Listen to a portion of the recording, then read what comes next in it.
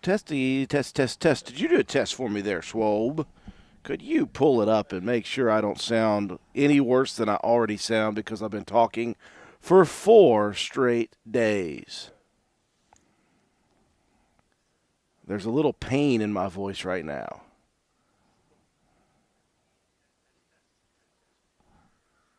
Oh, he gives me the thumbs up. Good morning, everyone. Good Saturday morning. It is day number 4 at the 70th Annual West Virginia Black Walnut Festival. Take a look out there at the beautiful sky. It is getting ready to be another gorgeous day in downtown Spencer, West Virginia.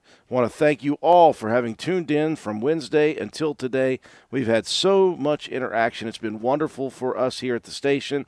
We've had plenty of questions, plenty of people asking about events, where, when, and how they're taking place. We still have all the information that you need here. We're going to stay live throughout the morning session here. We've got a lot of sponsors to talk to. We're going to talk to them about their businesses, about their feelings about the 70th Annual Black Walnut Festival. We're going to break away just before noon. We're going to move all of our equipment once again up to the main stage, and we are going to get set up for the grand parade. Should be, just as it is said, grand. Going to be a lot of entries into the parade this year, and hopefully we have no issues up there when we run the parade. We'll come back here for a little while, and we've got a couple more interviews this afternoon. Don't forget, we're going to be heading over to the Roane County High School Livestock Barn this evening, as we will be covering live the livestock sale. So it's a full day of events once again here at the West Virginia Black Walnut Festival, and we are going to go live on the radio here in just a second. Going to talk about the schedule for this 4th day, this Saturday at the Walnut Festival. So hang tight with us for just a second, and we'll get things going pretty quickly.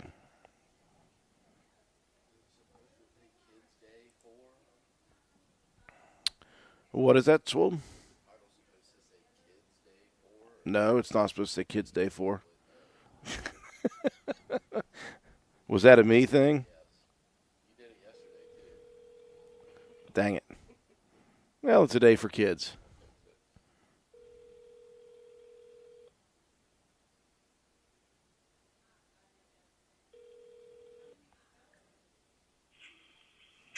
Oh, wait a minute. I just realized it's Saturday at the Walnut Festival. I don't have anybody at the radio station. That is just, I'm going to tell you, Swold.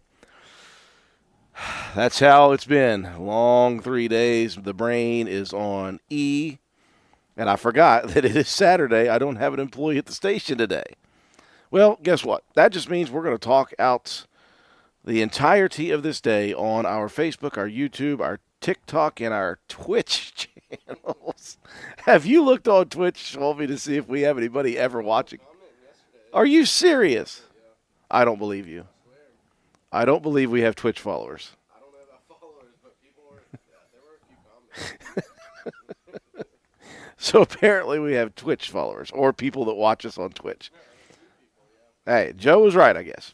Okay, so since we are not going live on the radio, I do want to say thank you to, once again, Jason Miles Bennett from Getting Piggy With It 304. He is our sponsor for this half hour of content on our streams. Yesterday he was running a little behind, and I'm looking over at his area. I don't see much movement yet, but you never know with that guy. He'll pop out of his box truck all of a sudden, and he'll be coming over here probably to talk as soon as he possibly can. It's all right. We've got a little time surrounding him. He's earned the right to get a little bit of time later or earlier if he so chooses. I do not have an 8 o'clock sponsor anyway, so if he shows up a little bit behind, I don't care. The smoker is running. That is a good sign. I do see the smoke ride. It was a lot, and I mean a lot of people here yesterday. We expected it, and it exceeded what we thought would happen. So let's talk about what's happening here on day number 4, this wonderful Saturday at the 70th Annual West Virginia Black Walnut Festival. Right now, the only thing that is going on is right in front of us. It is the pancake breakfast, and that is just off to the right of the information booth. They are set up on Church Street, ready to go. It is the Tour Italy group at Roane County High School, and they are trying to raise funds for a trip to Italy. So they invite you to please come over and get yourself a pancake breakfast. I got one yesterday. Thanks a bunch to Josh Downey for bringing that over to me. It was tremendous. So I'm probably going to get another one. Even though Swalby brought me a Tudor's biscuit, I'll probably slam both of those things. I'm starving this morning. I didn't do too bad yesterday on all the foods. Got an ox roast sandwich yesterday, by the way. Oh, man. They're selling those again, by the way, in a couple of hours. So make sure you get one today if you didn't get one yesterday. So, again, pancake breakfast, that is going on from 7 a.m. to 10 a.m. this morning. At 9 a.m., bright and early. So we've got about an hour and 20 minutes before the parade lineup is going to begin. You think 3 hours? Yes, 3 hours before the parade starts, they've got to get that lineup started because it is going to be mass chaos. I'll call it organized chaos down at Handy Mart, over at the COA building, and across and around Washington Park. So if you live there and you're trying to get out, you better get out quickly. Let's just say that. So a lot of things are starting at 9 o'clock this morning, as they have been for the last 3 days. So a few of the things opening up at 9 o'clock. Of course, the Quilt and Flower Show exhibits are still open at 9 o'clock all the way through 6 o'clock at Heritage Park. The Art and Photography Show entries are still up for viewing at the old SMS building, as are the Agriculture 4-H and FFA exhibits at the SMS building. From 9 a.m. to 7 p.m., got a lot of action at the Armory. The Craft Show is open. The David Davis one-room school pictures are open. The flea market is open as well. So a lot of things taking place both at the old Spencer Middle School building, Heritage Park, and the Armory this morning. 9 a.m. to noon, as we mentioned, the ox roast sandwiches will be sold down at the community building, and we found out that is Spencer Elementary School doing a fundraiser for the ox roast sandwiches. I will vouch for them. They're unbelievable. I don't know if they're even better this year because I've missed out on them for the last couple of years, or if they're just awesome always.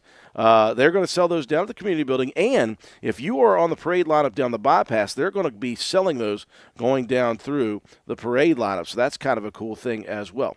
10 a.m., some other things get going. Of course, 10 a.m. to noon, the one-room school tours down at Heritage Park are open.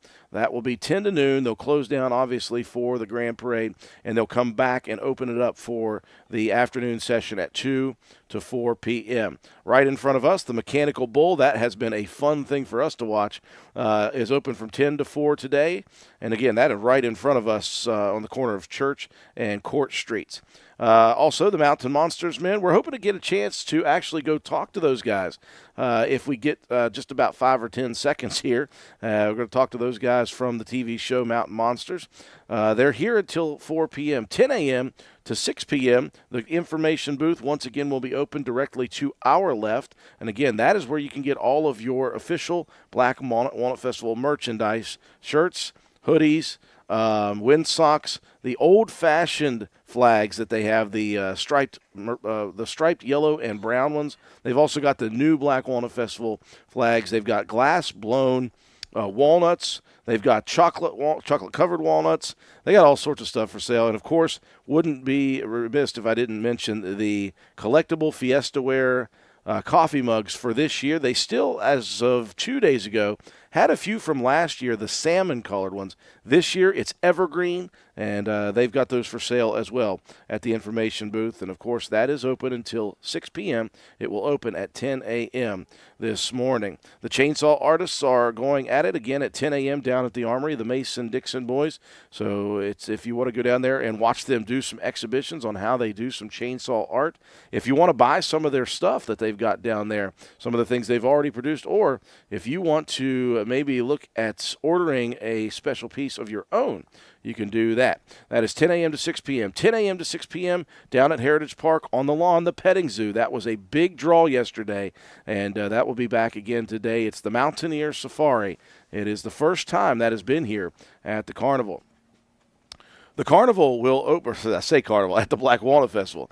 The carnival, speaking of, will open today from 11 a.m. to 5 p.m. That is session number 1, and then 6 p.m. to close. So 2 separate sessions today. There is only one difference in pricing for today. It still is $20 for a wristband in the morning session. 6 p.m. to close the evening session, it's $25 for a wristband. Again, you can still get 20 tickets for $25. You can still get one ticket for $1.50. And again, on this Saturday, if you go to the morning or the afternoon session for $20 for a wristband, keep the wristband on. Do not move the wristband. And if you show the wristband at the gate in the evening session, instead of $25, you're only going to pay $10 to get in once again. So that's a big deal and a big discount that people should. 10 to 9 p.m. Of course, they were jam-packed yesterday from start to finish. At noon, we, again, are going to move all of our equipment up to Main Street, up on the rollback, and we are going to try to cover the Grand Parade. Kind of the highlight of this Saturday is the Grand Parade. Once the parade gets going at 1 p.m., 3 p.m., and 5 p.m., once again, the Grandpa Cratchit Show. These are the last 3 shows that you have a chance to come watch. So if you're looking to bring the kids, make sure you plan on that today only, 1 p.m., 3 p.m., and 5 p.m. The Train Depot Museum is open from 2 p.m. to 5 p.m. for viewing. At 3:30 p.m. after the Grand Parade, a lot of the bands that are in the parade are going to move all the way out to County Stadium, and the band and majorette competition will begin at 3:30 p.m. My eyes are going crossed at looking at all this stuff for day number 4. At 6:30 p.m., we will be out at the Livestock Barn at Roane County High School. We're going to be covering live the 4-H and FFA livestock sale. Now, live music begins today at 2 p.m., and let's look at the list of who is going to be on stage today. Rewind the Walkman will be on the stage first. That band begins at 2 o'clock p.m. A local musician, Ryan Erickson, and his band Dalcord will take the stage at 4:30 p.m., and we will wrap things up this evening with Duquesne. The band Duquesne is going to be the final act here tonight. So that is what is on tap today at the 4th day of the West Virginia Black Walnut Festival. We found our guy. He's looking a little disheveled, Swalby. He's drinking a Red Bull and trying to stay alive and stay awake.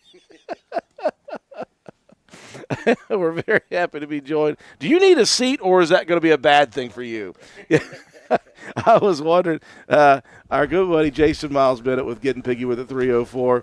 It has been a grind, buddy, a grind. And it's a good grind, but it's still been a grind for you guys. It has. Last night I posted, again, simply beside myself, amazed. We were up till 9:30 last night. Still just, we went as long as we could. Yeah. And it's time, at that point in time, all right, we got to stop and regroup for tomorrow. So, tagged y'all in a post last night.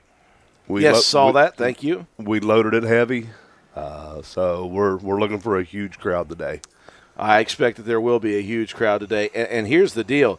The crowds are going to start rolling in actually relatively quickly, maybe not at 8 o'clock, but closer to about 9 o'clock. People are going to start rolling in because people want to buy chairs for the Walnut Festival Grand Parade. Speaking of buying chairs, the Roane County High School wrestling team right now is out on Main Street selling chairs. So go see Coach Mack or Coach Jarvis. They are selling chairs right now. Don't forget as well, if you're looking for parking spots, they're going to be first come, first served down at Hardman's, $10 for a parking spot until they run out. There's also some people that have pre-ordered reserve spots. Those were $20. Those are gone. So it's first come, first served with what they have down there. That is a fundraiser, by the way, for the Roane County Wrestling Boosters Club. So people are going to show up early here today. Now, that doesn't mean you guys have to open early, thank goodness. You guys still are going to be ready and raring to go at 11 o'clock, but it's going to be a mad rush. It's going to be a mad rush today. Are you prepared for this? We are. Did you get any sleep last night? No. I was going to say an hour, maybe. Maybe an hour in the front seat of the truck. I was so worried last night because I didn't get back to the RV till 11:30. And I thought to myself, if you lay down in that bed, you're not getting up at 3 o'clock in the morning. And that's what time I had to be back down here. Oh, man. So I just went ahead and cleaned up, showered up, changed clothes, and put the finish line shirt on because we're at the checker flag today, I love it. and come on back down. Well, absolutely. People are going to be coming down there. Obviously, year number one for you was fun because you learned what you needed to do a little bit here and there. People really liked what you had. The second year, Let's stop a minute. Your definition of fun and my definition of fun must be completely different. It was fun for me to watch. I like that. Okay, let's rephrase that a little The bit. bird's eye view. Year two, people saw you back, and they're like, oh, yeah, I had that last year. This year, you're all the rage, actually. You know, a lot of people talk about your stuff here online after we talk, and, of course, we mention you throughout the day as well. And, people have found out about getting piggy with it, and they love it right now. So that's why you get swamped. Right. That's why. You know, and we appreciate it, you know, and, you know, just seeing like I said yesterday, seeing the repeats come back and the people walk by and say, oh, I had that last year. That's so good. We got to come back here. Or, you know, it's stuff like that that makes me, when I get back to the RV, say, you know, I got to push through this. You know, I will say that we're not going to have hash brown casserole today.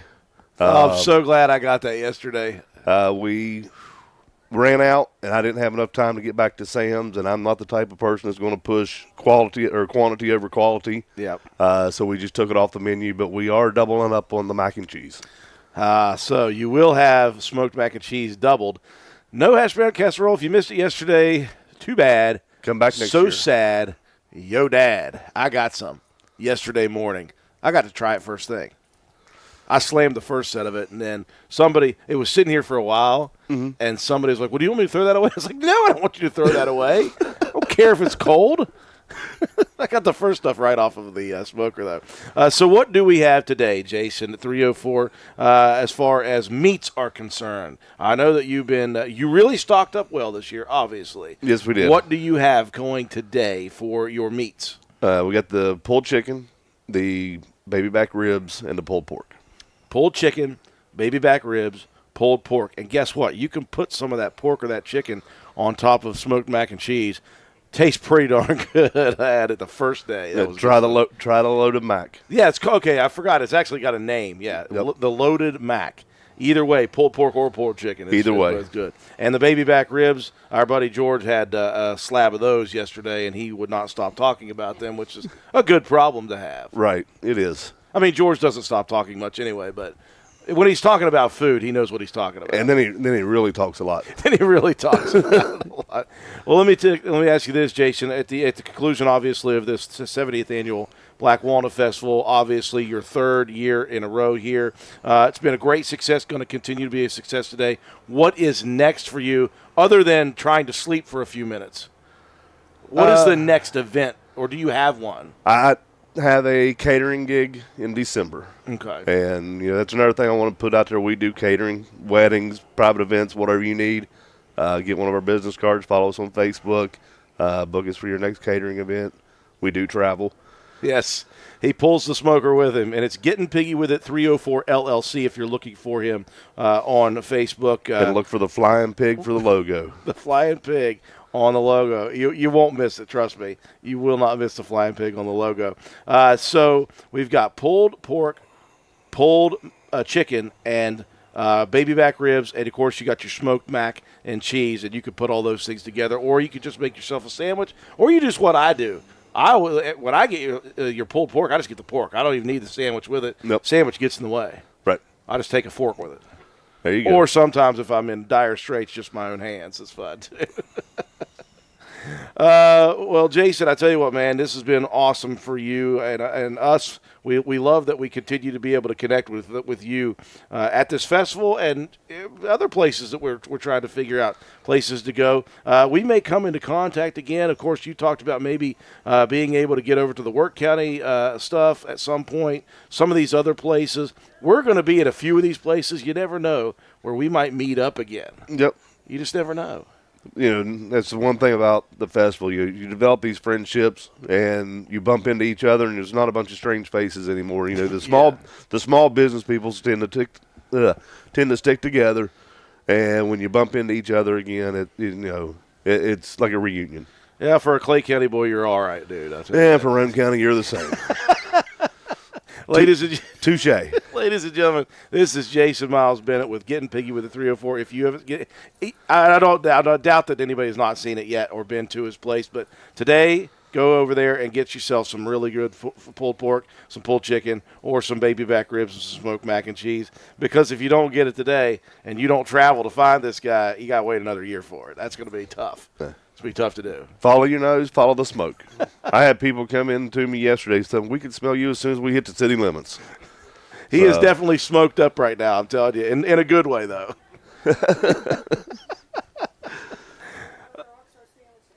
Oh, yes, we're plugging them. Don't you worry. Look at her taking your thunder here. She's fine.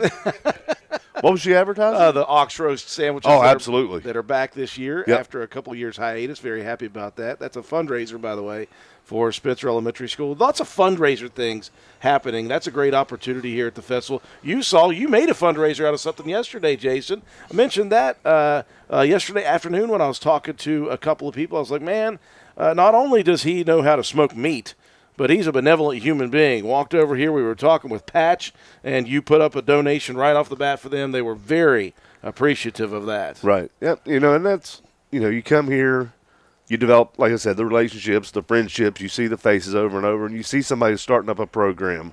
And, $100 a month, it wasn't a lot, but it might be what they needed to get through something that day. Yeah. Or, I've done a lot of fundraisers before in the past, and the little stuff is what gets the big stuff rolling. 100%. You got to have the little donations, the little fun. So, I mean, even if you're out there and you're looking to make a donation, find a charity, find something that needs it.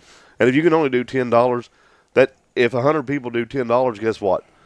Now you're talking. Now we got 1,000. Yeah. So, everything, every little penny helps to the charities and the fundraisers and stuff like that. So, donate. And, just get out and help your community. Yeah, big deal, Patch. Speaking of Patch, they have a rollover levy on our upcoming general election. That's not a new thing. That's just they're going to try to roll over those funds again for the general public, the taxpayers, hoping that they will pass that again. It hasn't been a problem in the past to get that Patch levy to go, and hopefully that continues for the community here, because I tell you what they do is crazy. We're going to talk with them again this morning at a 10:30 hour, talk about all those programs that they offer. Again, they talked about preschool and after school. So they always do after school events. They always have, something for kids to do after school. But for these parents that have to leave early for work, a lot of parents, drive out of town, leave for work 5 in the morning, things like that. They're now doing some before school events. It's amazing. That takes some serious dedication to do that for the kids. I don't like getting up early to watch my own kids. You don't like getting up early to watch smoked meat. I'll tell you that. That's half the reason I get up early. I look over there and I watch that smoker go. And I can see it. And I got a perfect view of your smoker off in the distance. Yep. And it is perfect to see. One thing that has changed over the last year, me and my wife have become grandparents. I have seen some pictures, and that is a cool thing, dude. It is. It's, it makes you stop and think, man, if I knew grandparenting was this easy, I'd have skipped having kids. So, I always hear that being a grandparent is your turn to get back at your kids by spoiling the grandkid. Absolutely. 100%. And he's going to do it. I get the feeling you're going to do that. We went out to eat last weekend, and she got to experience a little bit of sweet tea for herself. And then a little bit that I know, she was staying the night with us. So she was bouncing off the walls and going crazy up till 9:30, then finally she just passed out. That sugar rush, high followed by the crash. Yes. But she was out till 7:30 the next morning. Oh, So. man, I'm telling you. I wish I could bottle up that type of energy again. We wouldn't have problems with this 5-day fair. Not at all. It wouldn't be a problem at all for us. We'd be up and ready to go with the sun. And sleep? Who needs sleep? Who needs sleep? That's it's overrated. I don't know. I got a few hours of sleep yesterday. I was feeling pretty good about that. And then, of course, the alarm went off this morning, and I started yelling at myself in my head, why do I do this? Why do I do this? Why do I do this? Okay, I'm glad I'm not the only one that has voices in my head that ask me that question.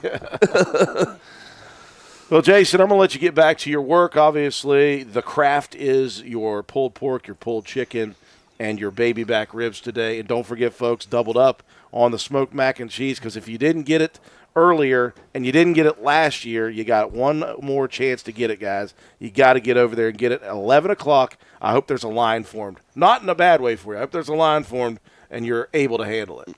Well, Are the girls going to be with you today? Yep, they will. Okay, good. Yep. Good. Did they show up on time yesterday? Well, that's one of them. Well, no, I can't even say one of them did. They were here. Let's say that. They were here. And they're a big help. Okay, good. So, good. Well, I'm going to let you get to it, Jason. Thank you, as always, for being with us. We do appreciate it every time we get a chance to talk to you early in the morning. And I'm glad you do the early morning because a lot of times I have nobody else to talk to. Swolby's a terrible conversationalist, so it's good to have somebody here to like talk talking with. to that tent? Pretty much. Yeah. Pretty much. He laughs at me is all he does. The tent don't laugh back at you. No. I'd rather talk to the tent.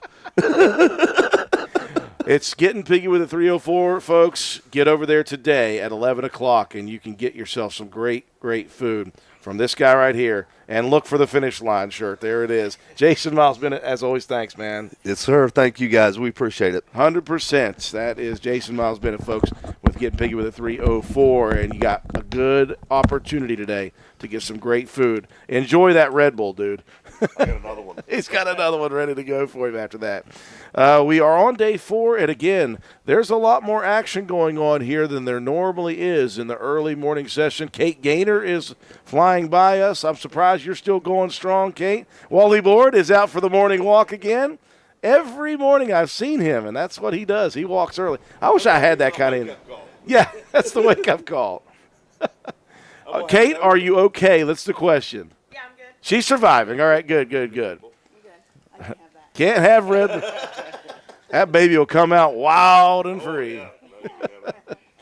We got a lot of good stuff on tap today. Obviously, the big event today is the Grand Parade going through town, and they are going to be doing lineups here in an hour. That is how quickly this thing is going to get going today. If you guys are looking for chairs, I don't know how many did you see yet, if there's any chairs available at this point. I'm not sure. They're selling chairs for the Rome County High School wrestling team.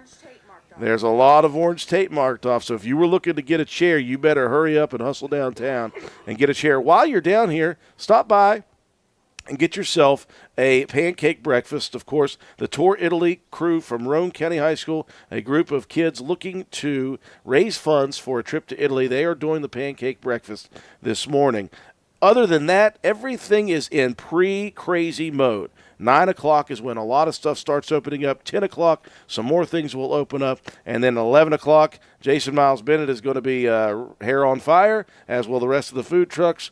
And things are just going to roll through this Saturday. Stick around with us, folks. We're going to continue to bark it out. Again, as always, you got any questions about any event that's taking place here today or tomorrow, send us a chat message on the comments section, and we'll get the information to you. I got all the information right in front of me, folks. It'll take me at a maximum 1 minute to get you the information back. That's a bold statement, but I think I can do it.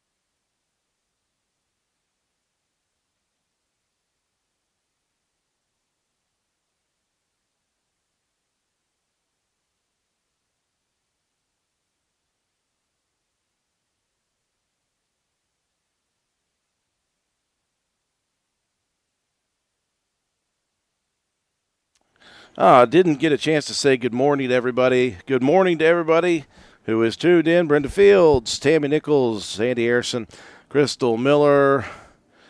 Who else is tuning in? They're all just tuned in. Of course, our buddy John Penna saying go buy chairs. Adam Anderson said, I'm getting 8. Well, you better get here quick there, buddy. They're not going to hold those chairs for you, at least. I don't think I would. Got some early risers out here this morning. I just got my pancake breakfast from the Tour Italy group at Roane County High School.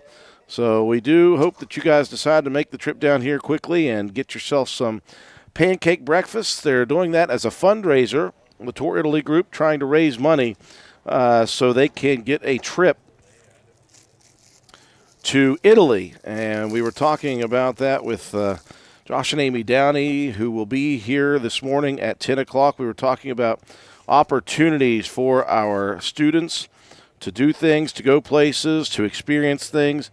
And that's one of the things that we're talking about with that levy that we're trying to get people to really get behind, because it is something that will absolutely benefit the students here in Roane County.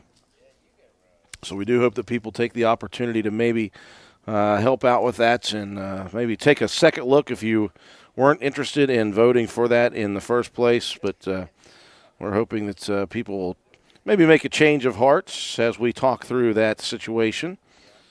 We're going to have them on later on today, of course. But again, we invite you to stop down here to the 70th Annual West Virginia Black Walnut Festival on this Saturday morning. The pancake breakfast is taking place. A lot of things getting ready to go at about 40 minutes. 9 o'clock, things start to open up at the Armory back behind us at Heritage Park, and, of course, over at the old Spencer Middle School building. Exhibits, craft shows, flea markets, schoolhouse tours, petting zoo, art and photography show exhibits. All that stuff is going to get going here in the next 40 minutes to an hour.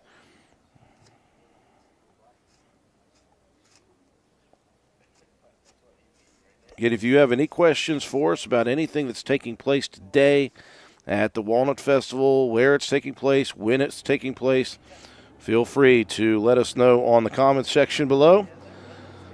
100%, Jim. I agree with you. Good morning, Kathy. Good morning, Patty. I appreciate you all joining us. Again, we are on day 4, and it is going to be, once again, an absolutely beautiful day here in downtown Spencer. We have been so lucky this year to have the weather that we are having. It is gorgeous. It has been a little bit chilly first thing in the morning, but not a lot goes on first thing in the morning anyway. So by the time people really get going, and by the time the festival really gets going today or every day this week, it's been beautiful weather. And that's brought out a ton of people to this 70th Walnut Festival. Again, I was just talking with Kate Gaynor, the president of the Black Walnut Festival Committee. She stopped by the booth for just a few minutes, trying to have a seat for a few and kind of take a load off here, as she and the rest of the crew have been so busy this week. Well, not just this week, but they've been busy leading up to this festival, but definitely during the festival, making sure everything is running as smoothly as possible, putting out fires, doing all the things that they need to do. And I was talking with them, of course, in the months leading up to this festival. They knew it was going to be a big one. They wanted to go as big as possible for the 70th. And I'll tell you what, there's always a few naysayers out there, but I'm telling you what, the vast majority of people who have commented to us at WVRC, the vast majority of the people who have come up to the organizers of this event have had nothing but great things to say. And I think that this has been a smashing success for the 70th. And we're not done yet. We've still got today and tomorrow.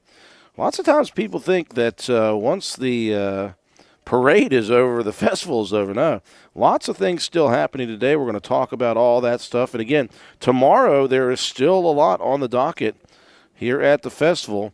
Just for instance, some of the stuff that we got going on tomorrow at the Black Walnut Festival is we've got, of course, the craft show still open tomorrow at the Armory. The schoolhouse pictures at the Armory. The flea market open tomorrow, 11 to 4. The Nut Run is taking place tomorrow at 10 o'clock. Registration at 9 down at Heritage Park. The car show, sponsored by Jack Garrett Ford, at 11 o'clock tomorrow. That is the car show registration. And then the car show will stay open throughout the 3 p.m. hour. Of course, the food court is going to be open again tomorrow at noon. And then a few other things happening. The carnival will be open tomorrow as well from 11 a.m. to 4 p.m. Gospel music, 1 p.m. to 5 p.m. We just had a chance to talk with David Bowen off the air a little bit as well. So there is still stuff going on tomorrow as well. So the festival continues. Let's bring a couple of new people in here. Are you going to talk on the air, or are you just going to give me something? All right, sit down and grab yourself a headset. All right. Who am I speaking with here today?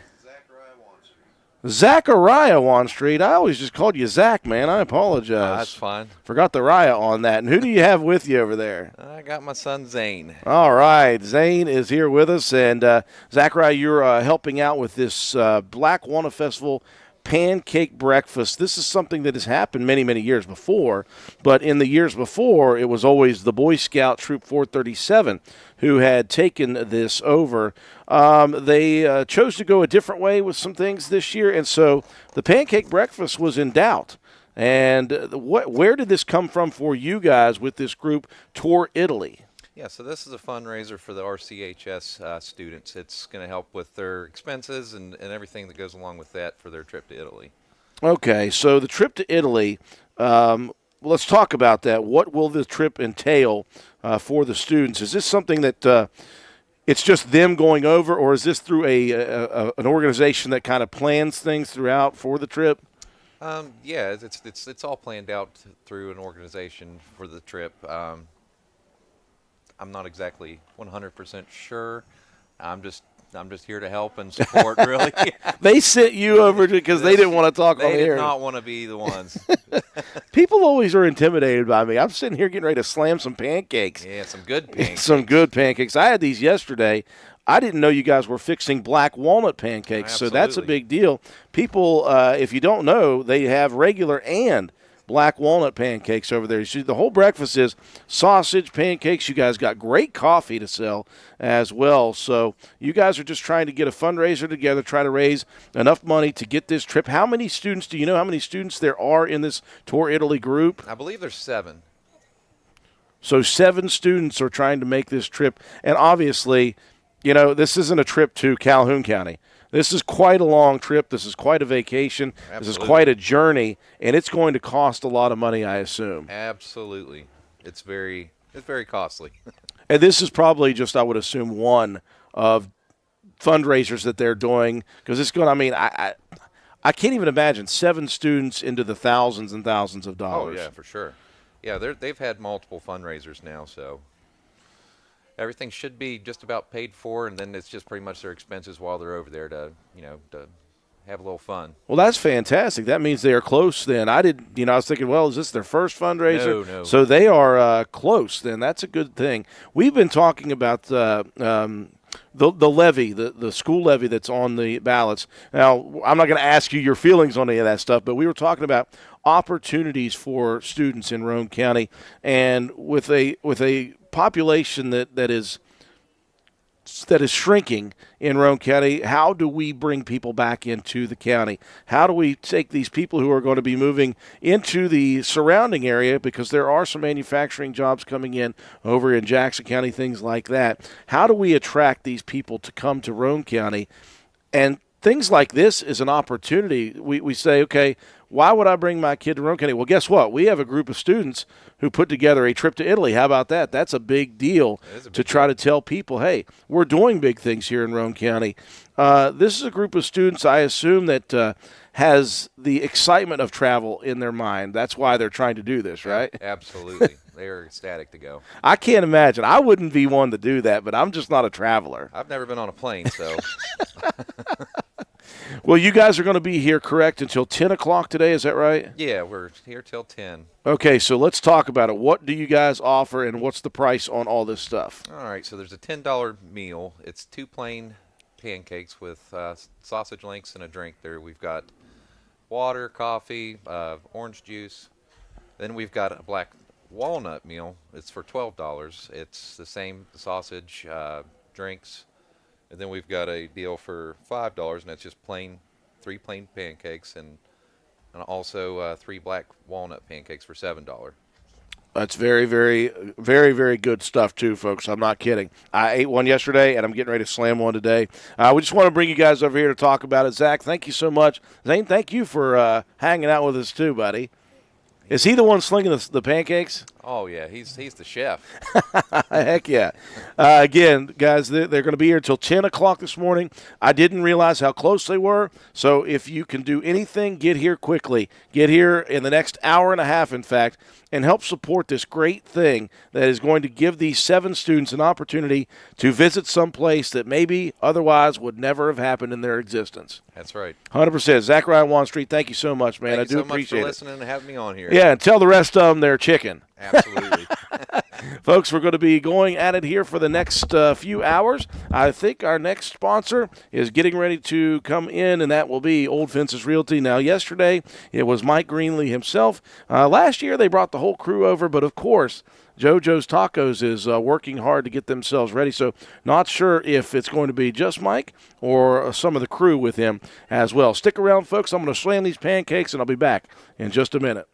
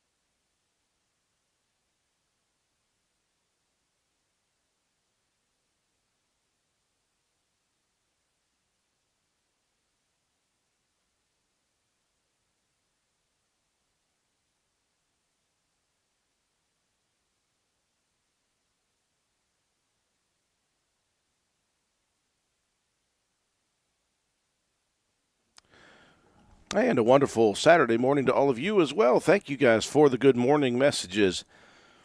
Watching on the live chat, see some new people tuning in. Kay Williams, good morning. Lynn Jet Orner, good morning to you as well. Good morning to all of you who are hanging with us throughout day number 4 on and off of the 70th annual West Virginia Black Walnut Festival. Again, this 4th day, the main attraction obviously is the Grand Parade. That will take place at high noon. Right now, they are going to get set to start actually lining up for the parade in about 20 minutes. So if you have any business to attend to down at the Handy Mart area, the COA building, Washington Park, or if you live there and are trying to get your vehicle out, now would be the time to move your vehicle away from that area because it is going to be a massive parade. Lots and lots and lots of entries. That includes bands, politicians, floats, all sorts of things are going to be going on in the parade today. And again, that will start lining up at 9 o'clock. Again, they are taking parking down at Hardman's. So if you're looking for parking spots, it is first come, first serve, $10 per parking spot until they run out. That is a fundraiser that is put on by the Roane County Wrestling Boosters Club. So there's some people down there who are working the parking situation down there. Got to thank Hardman's, of course, for letting them do that. Hardman's closed down today, and so their entire parking lot is open, and they gave the opportunity to a organization to try to raise some money, and the Roane County Wrestling Booster Club jumped on it. So again, it is first come, first serve parking. $10 per spot, and it's great parking down there at Hardman's because it's just below the brand new Ruby Bradley Bridge, and it's a stone's throw from the Armory and from town. So it's a perfect parking spot for people who want to get out and enjoy all that the festival has to offer here today. But again, those spots are going to be going very, very quickly. I'm not sure from my vantage point, I can't tell how many actual seats are available for the festival parade right now. I know that the Roane County High School Raider Wrestling team is selling chairs for the parade. Coach McIntyre and Coach Jarvis are out and about walking on Main Street, so you can see them and try to get yourself a reserved chair for the Grand Parade. I don't know how many they have left, but I'm sure those things will be gone quickly. They are every single year that the wrestling team sells them. So those things will go quickly as well. Again, we just had a chance to talk with Zachariah Wanstreet, who was helping out with the Tour Italy group that is doing the Black Walnut Festival Pancake Breakfast. And that's a big deal for them because, according to Zachariah, says that they have done multiple fundraisers for this trip to Italy. There are 7 students in all, and they are very, very close to finishing up all the money they need. So let's help them get over the hump and get them ready to head over to Italy. And that, again, is a trip of a lifetime sometimes for people. Many times people don't get a chance to do that. And so if we have an opportunity to help send some Roane County High School students to Italy, let's go ahead and do that if we can. Again, that pancake breakfast is going to be served until 10 o'clock. They are all out there. They're loaded up, ready to go. It takes no time, by the way. They have got pancake sausage pre-made. They've got coffee and drinks ready for you. They have black walnut pancakes as well as regular pancakes for you. So very, very simple. Go up, get your order, and in 10 seconds you're eating your order. That's how fast they have it ready for you. So we hope that people continue to come out here for the next hour and 20 minutes to support that. As I see off in the distance, right in front of us at the old courthouse building, there is a parking lot that is open. Of course, the EMS 911 tent is here, located centrally in town, just in case anything happens. Right beside them now starting to set up the Roane Jackson Tech Center. I don't know what you call that. Mobile unit would be what I call it. A couple of workers are there. I see Stephen Love, who is one of the CDL instructors for their truck driving CDL program. They are setting up the tents now. And hopefully we get a chance today at some point to walk over there and see all that the Roan Jackson Tech Center brought with them this year with that mobile unit. I know in years past they've had neat stuff. They've had the welding simulator. Of course, the cosmetology group has been over there. They've done a lot of stuff. The robotics team has been over there as well. So we hope people are able to walk over there and talk about what they may have that they brought with them. And today is the last day for a couple of things, so we wanted to make sure that everybody gets an opportunity to do a few things here today before they are gone. Obviously, the pancake breakfast is today only. It was yesterday morning and today, so once that's over at 10 o'clock, they will have to wait another year for the pancake breakfast. Also, the ox roast sandwiches are back. They are being sold today until noon. So they are getting ready to start selling those in 15 minutes. I know a lot of people go buy in bulk those ox roast sandwiches, so those things may go quickly today as well. They sold them yesterday from 1 to 5 p.m. I talked with one of the representatives of Spencer Elementary School, Lori Cottrell, who said they only had 8 sandwiches left yesterday for what they laid out. Luckily, I was one of the final 8, so I was very happy to have that. And today they've saved back a bunch of ox roast, and they are making sandwiches right now. They're going to start selling the sandwiches at 9 o'clock until noon, until right up to the start of the parade. They're also going to head down the bypass and sell ox roast sandwiches for people who are going to be setting up in their rollbacks, in their chairs, and their tailgates, on their trucks, whatever they have brought to watch the Grand Parade on the bypass. So today and today only, that's all you can do to get your ox roast sandwiches this year. The Grandpa Cratchit Show is at 1, 3, and 5 p.m. today, and today is the last day so you can bring the kids to attend one of those 3 shows for the Grandpa Cratchit Show, and so you need to get a hold of that. The petting zoo is open today. So hopefully you guys take advantage of the petting zoo. It's the Mountaineer Safari. That's free to go in to watch. If you want to feed the pets, you got to buy a little bit of food for them. No big deal. It's not very expensive. But that was a big success yesterday, and they are back again today from 10 a.m. to 6 p.m. So here in about an hour and 15 minutes, the petting zoo will open up. So and get your opportunities because it won't be back tomorrow. What else is open today and not tomorrow? The Train Depot Museum, open 2 to 5 p.m. today. And again, that is the last day for that. The Chainsaw Artists, the Mason-Dixon Boys, 10 a.m. to 6 p.m. over at the Armory. Today's the last day for that. The Mountain Monsters men from the TV show are here. They're, in fact, just about 20 feet from us to the left, if you're looking at it, of one of the food tents where you can sit and have your meal. They're going to be set up just beside that. And, again, they'll be here 10 a.m. to 4 p.m. The one-room school tours are open today, 10 a.m. to noon, and then 2 to 4. That is today only. And I think that's everything. Everything else is open still. Yep, the craft show tomorrow is open. The David Davis one-room school pictures is open. The flea market is open. The food court is open tomorrow at noon. They'll stay until, really, tomorrow there's no set schedule for it. Tomorrow, some of these food vendors will stay open until things kind of die down, and then they'll just kind of slowly peel off as they are done with it. The carnival will be open again tomorrow, 11 to 4. Tomorrow, by the way, for the carnival, they have a buy one, get one free offer. $25 if you buy one wristband, you get the second one free. And then there's some pickup for some exhibits tomorrow, but that's what we have on the docket for today. Don't forget live music coming up. Rewind the Walkman at 2 p.m., Dow Court at 4:30 p.m., and then Duquesne at 7 o'clock on the main stage.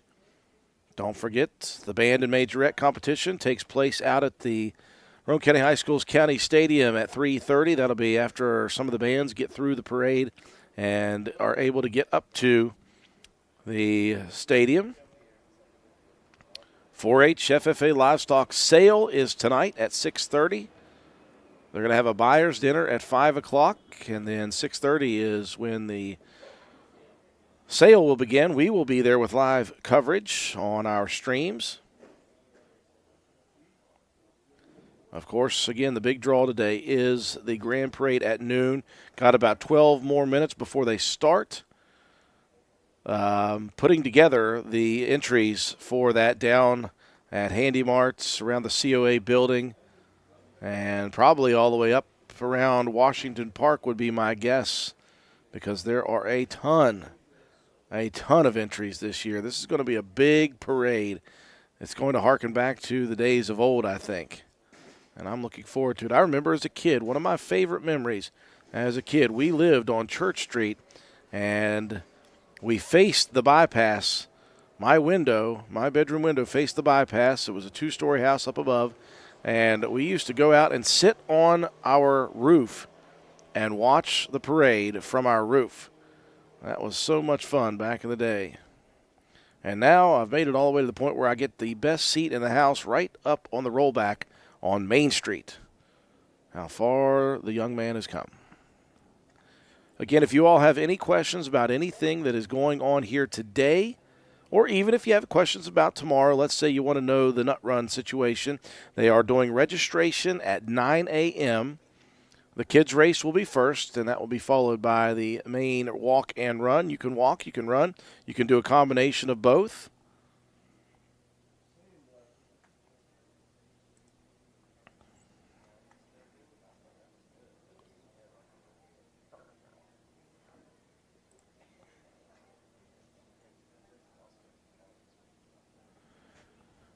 Speaking of that Nut Run, I wanted to see, I know there is a message about that. Yeah, I wanted to get you guys the information on the Black Walnut Festival Nut Run 5K. Again, sponsored by Roane General Hospital Center for Wellness, Patch, and Jack Garrett Ford Racing Series. Okay, the sign-ups are at 9. They'll do the kids' race, which is just a short race with a leader at 9:45. Then the actual 5K race begins at 10 a.m.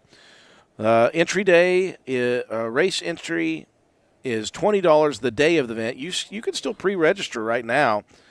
Well, no, you can't. Never mind. It says pre-registration closed at noon on Wednesday. I apologize. So if you want to get into the race tomorrow, it'll be $20 to enter. Kids are $5, and that is ages 10 and under. If you're a prescription for your health member and you have logged 12 gym visits before the race day, you can get 50% off your entry. So if that's something you wanted to do. Again, that is down at Heritage Park's building. That's where you can register tomorrow morning at 9 a.m. Again, the Mountain Monsters guys are here. Willie and Jeffro are here at 10 o'clock this morning. And it's Appalachian Investigators of Mysterious Sightings, or AIMS. Don't miss out on meeting 2 of television's most beloved cryptoid hunters. You don't have to pay for that. That's a free event. They're just going to be down here in the middle of town hanging out and talking with fans. Another thing that is really cool that was brought here this year by the festival committee. Starting to see some movement here. You can always tell when things are starting to kick off. You start to see more people moving through the screen. Of course, I see a lot of people sitting down to on our food booth over to the right who have come over here and supported the Black Walnut Festival pancake breakfast. You can still get the pancakes. You've got another hour and 10 minutes if you're a later riser. You can still get down here and get the pancake breakfast. So we're talking the regular pancake meal is $10. That's 2 regular pancakes, 2 sausage links, and a drink. The Black Walnut meal is $12. They're also serving coffee over there individually. You can buy that for $1, I believe.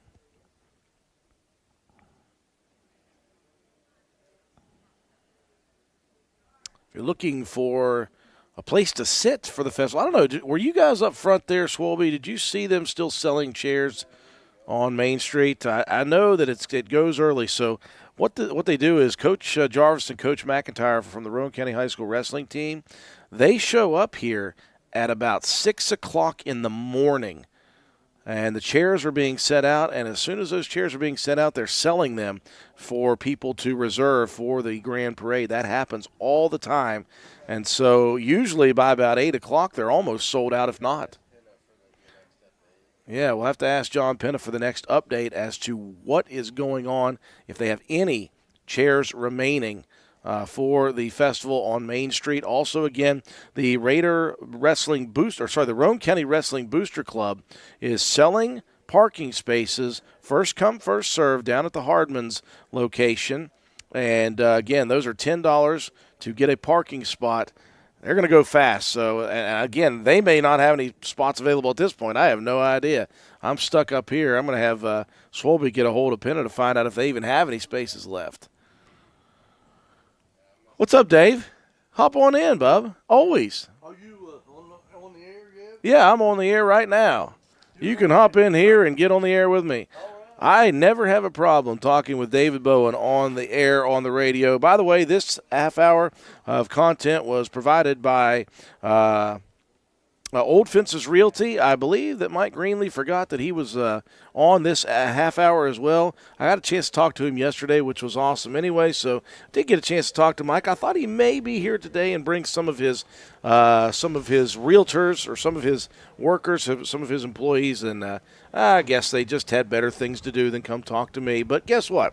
David Bowen, you don't have anything better to do than talking to me. No, not at this particular time. That's right. Yeah. Well, Dave, I wanted to talk to you, obviously, about, again, the second annual Black Walnut Festival Gospel Sing on Friday night. Yep. On Friday night. Friday. You and Sheila were singing, as well as Michael Combs, and let's talk about how good that thing was last night. It was absolutely fabulous. I mean, the church was pretty well full. We was at the Faith Baptist Church, and it was pretty well full. I know there was somebody in every pew in the church, and the good thing was the people were vocal.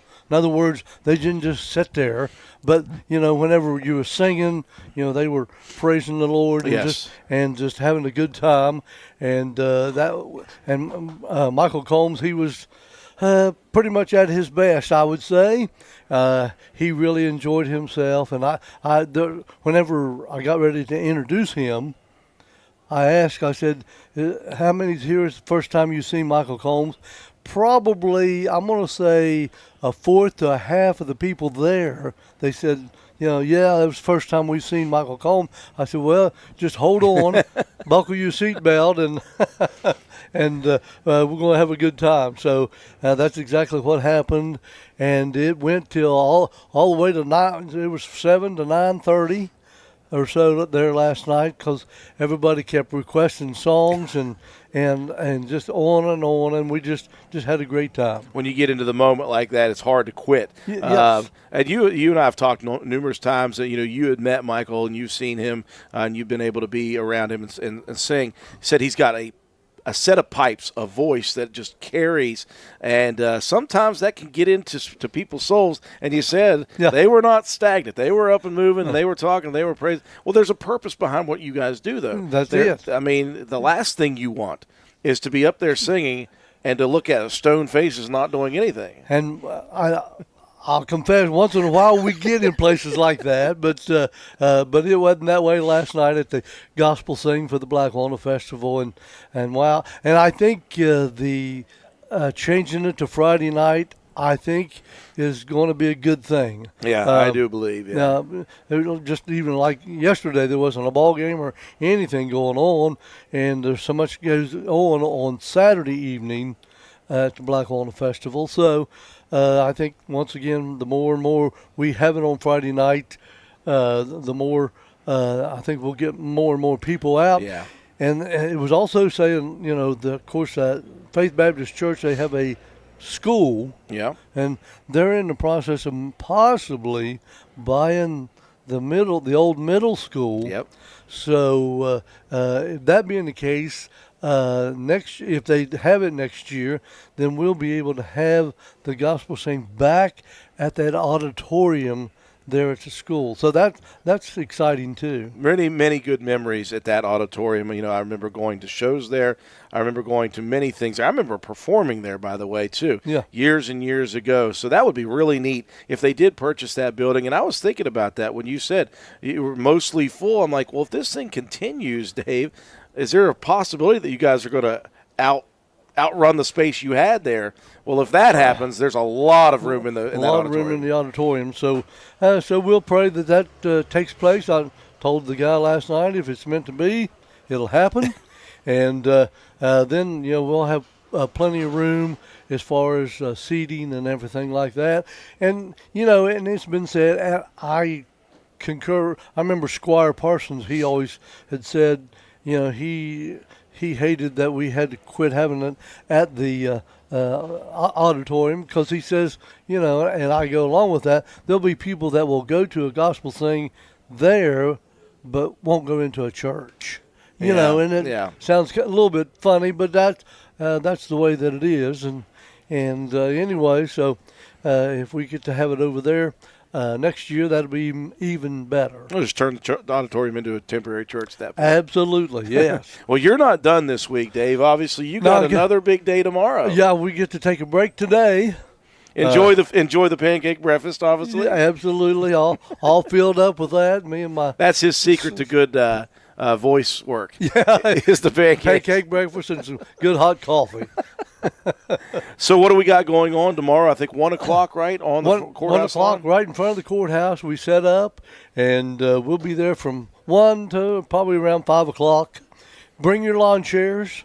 I stress that. There is no seating there whatsoever, so bring your lawn chairs tomorrow. From 1 to 5, we've got the Facemeyer family. We'll be there singing. A lot of folks like them. They were just over to the Molasses Festival at the Gospel Sing.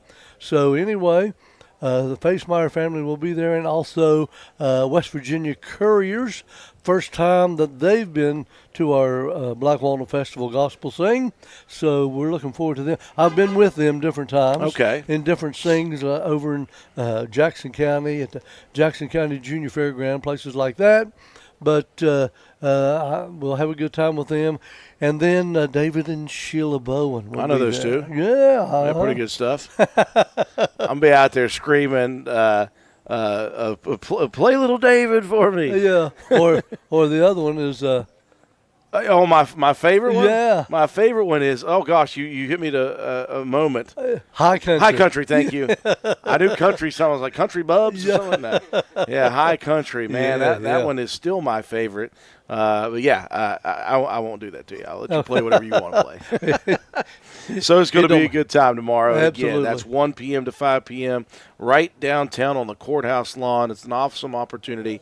I know there's going to be people who are in church until noon and get out of church and can walk down there. And, again, right about that time, the food court is going to be back open. So go get yourself something to eat. Come over. And then come over and relax and enjoy some good gospel music. Absolutely. And like I said, once again, bring your lawn chair. Bring your lawn chair. Unless you just want to sit on the lawn. Well, you can do that too. We don't care about that. That'd be good. Yeah, just lay out a blanket. Yep. Yeah, I've seen that before. Yep. Well, Dave, I appreciate you continuing, obviously, to promote this gospel event, both of the gospel events during the festival. And again, you do it because it's, I wouldn't even call it a labor of love. I would just call it just excitement in what you do, and you're spreading the word, and you're spreading just the love of this music. And it's infectious, man. It's in a good way. It is, and I'll tell you one other thing about last night. Mm-hmm. There was a family, this is a family that came from Clarksburg, man and wife, and they had 4 children. I think the ages was like 4 all the way to 8, and they were singing every one of Michael Combs' songs. I mean, singing out. So then Michael Combs got those 4 kids up on the stage. Oh, man. I mean, it absolutely made their night to get up there and to sing a song with Michael Combs. So, that's awesome. Yeah. It was a great time, and everybody just really applauded them and applauded their their mom and dad for bringing them up in gospel music. That's not a short trip from Clarksburg, and that's really No. impressive that they were to make that trip down. Yeah. Yeah, that's what it does to you, man. If you get to these things, we invite you to do that. You're never going to feel bad after listening to a gospel singer. Know Right. that. Absolutely. Know that. That's David Bowen. He will be performing. He and Sheila Bowen will be performing tomorrow with the Facemeyer family and the West Virginia Couriers. Yes. I got it right. I almost messed that up yesterday, by the way. When you gave me that. You did good. Well, David, appreciate the information. Enjoy the rest of the morning with your son. Oh, here. we'll do that. Got a son and a grandson that we eat breakfast with. Yeah. We do this every year. It's our one of our family traditions that we do. Yep. Yep. I love it. The family traditions are something that we do here at the Black Walnut Festival. Everybody has their own tradition. One of the traditions that I'm going to have here in about it's all about the food for me today. In about an hour, I'm going to get an ox roast sandwich. Ooh. That's going to be my tradition again. They're already selling. They're already selling them. Well, I might get Yep. one early. On, Yep, they- outside selling them. They were just driving around. Well, if I hadn't already eaten a pancake breakfast, I might have some room. Folks, we're going to break away here for just a second. Once again, continue to send us the questions if you have them. Swalby, what do you got for me? I checked the chairs. I didn't talk to anybody, but there are still plenty of chairs that aren't ribbon. Okay, so they still do have plenty of chairs on Main Street. Thank you, David. Plenty of chairs are available on Main Street. They've sold a lot. You just need to go see Coach Wayne Jarvis or Coach John McIntyre, the Roane County High School wrestling coaches. They're in front of Backwood right now. Okay, they're right in the middle, right in front of Backwood Ramblings across from the courthouse. They are selling seats. I believe those are $5 a piece, if I am not mistaken. Don't hold me to that, but I think they're $5 a piece. Did you have any information from John Penna about whether they have any parking spots available? He's at home. He's at home? I'm going back to bed. He said he had to get up at 5 in the morning to be down here. He's in bed right now. Oh, my goodness. John Penna, you. Oh, the things I could say right now about those early risers on our group message. He acted like he had to get up early. Oh, my goodness. Again, if you guys have any questions about the Walnut Festival or how lazy John Penna is, $8 for the chairs. I do apologize, folks. $8 for the chairs. Well, if you have any questions about the Walnut Festival, about anything that's going on today, or how lazy John Penna is, just go ahead and shoot those messages to us on the comments section. Mindy Milhone said, Drew, you need to walk up to the Armory and look at all the nice stuff they have. I wish I had the time, Mindy. I wish I had the time to, number one, go there and go mobile, and then have the time to go to down to Heritage Park and go mobile, and then go over to Spencer Middle School and go mobile there. Unfortunately, with only one of me, there's not enough time with all of the sponsors that I have and all the requirements I have to, and it's very difficult to move equipment sometimes. So we're working on trying to improve this stuff. This year is the first year we've been able to actually go mobile. We were able to walk around the courthouse square. That was the kind of limit of our time frame. But again, yes, we would like to do that at some point, and at some point we're going to be able to do that. We're going to be able to go mobile and stay here at the same time. We'll have a couple people with us, and we'll send people off down to the Armory to go live. We'll send people over to the middle school to go live. And we'll make sure to try to get everything covered here at the Walnut Festival. But again, do appreciate everybody tuning in for us. John Ellison, yep, it's going to be a great day for a parade, 100%. The weather is again going to be pristine. The sun is rising right now. It wasn't as cold this morning. Yesterday, it was 32 degrees when I got here. Today, it was 44. So that's an improvement. It's going to be a little warmer today. And again, it's not going to be humid. It's not going to be brutally hot. It's just going to be a great day in Spencer. So we invite you all to come down once again to day 4 here at the West Virginia Black Walnut Festival. We'll be back in just a minute.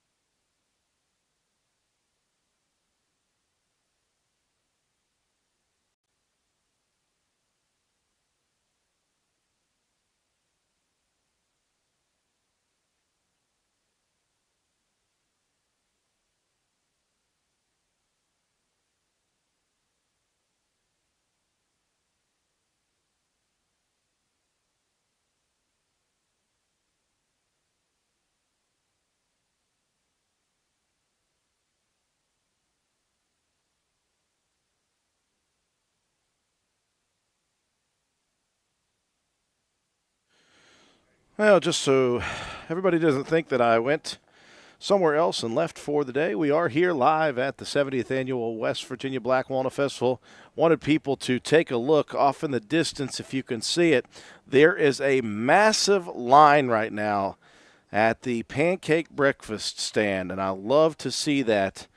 A massive line that has formed for the BWF Pancake Breakfast for the Tour Italy group. There are 7 students in this Tour Italy group from Roane County High School who are trying to raise the funds necessary to take a once-in-a-lifetime trip over to Italy. Had a chance to talk with one of the helpers over there, Zachariah Wan Street, and he had mentioned that they have done multiple fundraisers, and they are very close to the goal that they have set to try to pay for the entire trip and have some spending money as well while they're over there. And so this is a really nice thing to see, all the people helping out. They have been rather busy, on and off throughout the morning, but right now it is a rush, and I like to see that. They are still going until 10 a.m., so if you haven't been down here yet, you have just over 40 minutes to stop down here and get yourself some pancakes, some sausage links. They're selling coffee, which Swolby would say is tremendous. So hopefully people have an opportunity to get down here in the next 40 minutes and get some pancake breakfasts and support a great cause. I just bought a couple of ox roast sandwiches. Saw Lori Cottrell and her staff working with a side-by-side, and they are delivering ox roast sandwiches all over, and that's pretty cool to see. So I got a couple. They're going to be doing that throughout the morning. Again, they are selling them down at the community building, so you can go down to the community building and pick up the ox roast sandwiches. A lot of people will send a representative for a group, and they'll buy like 20. But they also, again, are mobile. They're going up and down the bypass on the side-by-side trying to sell those ox roast sandwiches. And, of course, you'll have an opportunity to get those until 12 o'clock noon or until they sell out. Whichever happens first is going to be the situation. Once again, we are here, and if you have any questions about what's going on today, obviously all of the normal things are happening. 9 a.m. is when the craft fair, the flea market, the David Davis one-room school pictures, of course, all open over at the Armory. And then, of course, over at Spencer Middle School, you've got the art and photography show exhibits, the 4-H, FFA, and Ag exhibits. Those are all open over at the old Spencer Middle School building. Down at Heritage Park, they've got the flower show and the quilt show exhibits available for people to view. At 10 o'clock, lots of things are going to be taking place. Down at the Armory, the Chainsaw Boys are going to get going. The information booth with all of the Black Walnut Festival official merchandise is going to be open at 10 o'clock today. The Mechanical Bull will get going at 10 o'clock today. The Mountain Monsters Men from the TV show will be here at 10 o'clock right beside of us. Then the food court, of course, opens at 11 o'clock today. The Grand Parade gets going at noon today. And then at 1 o'clock, you've got a couple of other things. Of course, Grandpa Cratchit will have 3 more shows before they are done, 1, 3, and 5 p.m. At 11 o'clock today, the carnival opens. And, in fact, I have some free passes that we're going to give away. So if you happen to want to get a free pass or get one for a child, make sure you're sticking around to our live stream because I'm going to be doing a giveaway for 3 individual wristband passes. You can use those this morning. You can use them this afternoon. You can use them tomorrow. It is your discretion.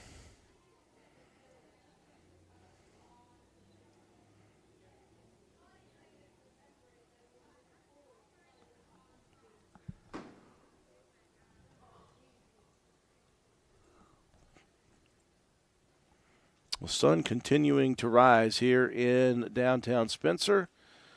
Not nearly as cold today. It was 44 today when we got here. And as the sun continues to rise, you can start to feel it get a little bit warmer, a little bit warmer. Going to be around 75 degrees today. Should be perfect weather for the festival parade.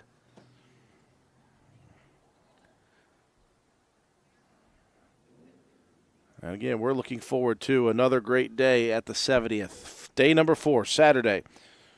Again, once again, if you have any questions, go ahead and send us a question on the comments section of the video, and we will get the answers to you as quickly as possible. I'm going to break away again. I'm going to slam an ox roast sandwich.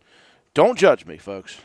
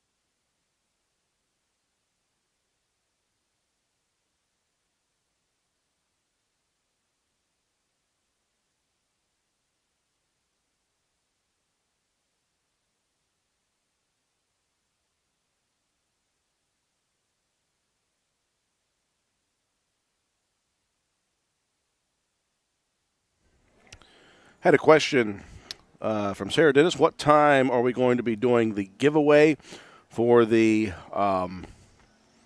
free passes to the carnival?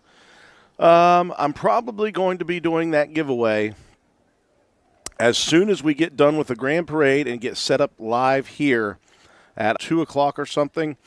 As soon as we get back here and get set up and get live again, probably around 2:30 would be my guess, I will go ahead and do some giveaways for some free passes. So you'll have to stay tuned later in the day here, and we'll get those giveaways done for you. So probably around the 2:30 hour would be the best time to do that once we get reset after the big old grand parade. How about that?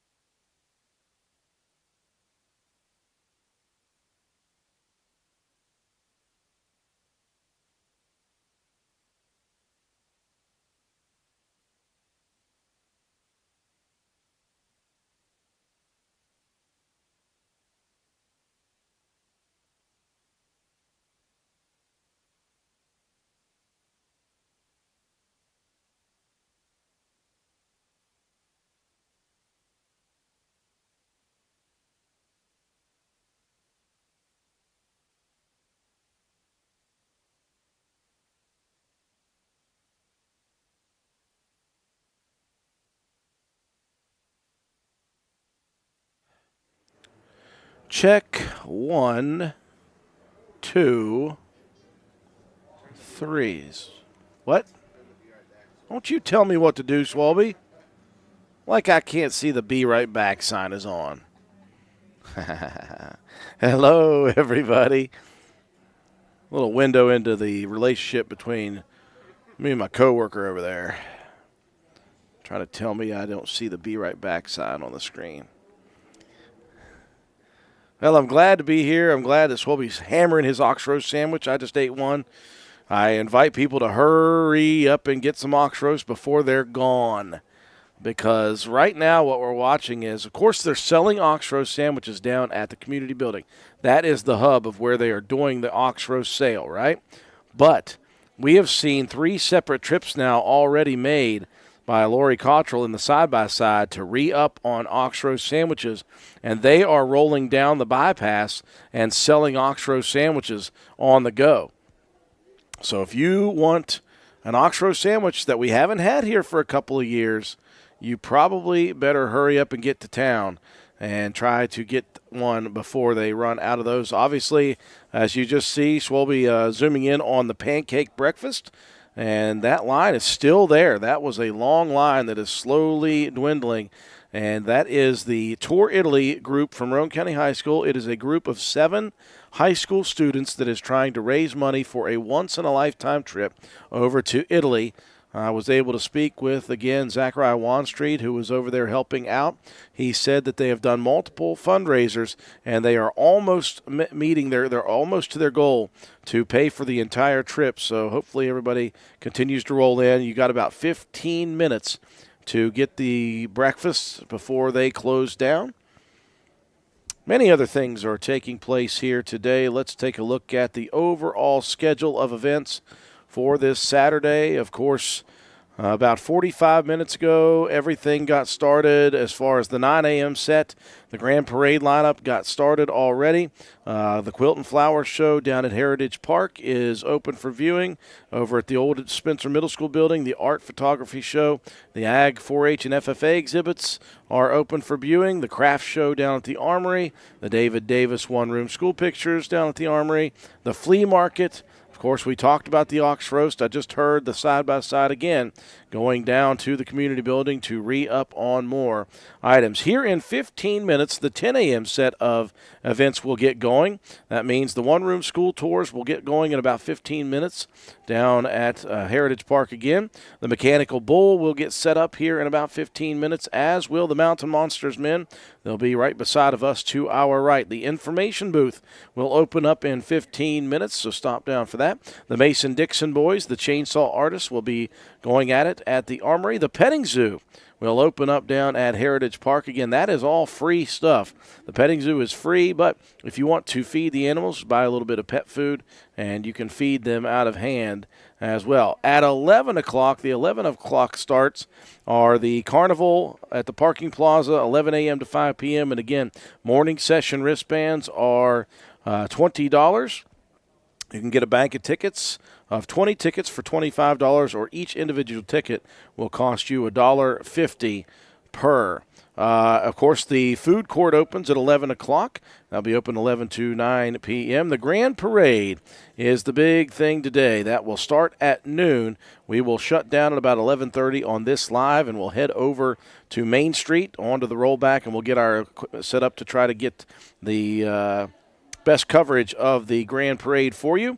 Once the Grand Parade gets started, most things will shut down here except for Grandpa Cratchit's show will still be going on at 1 o'clock, and then when the parade's over, they'll do another show at 3, and then one more at 5 p.m.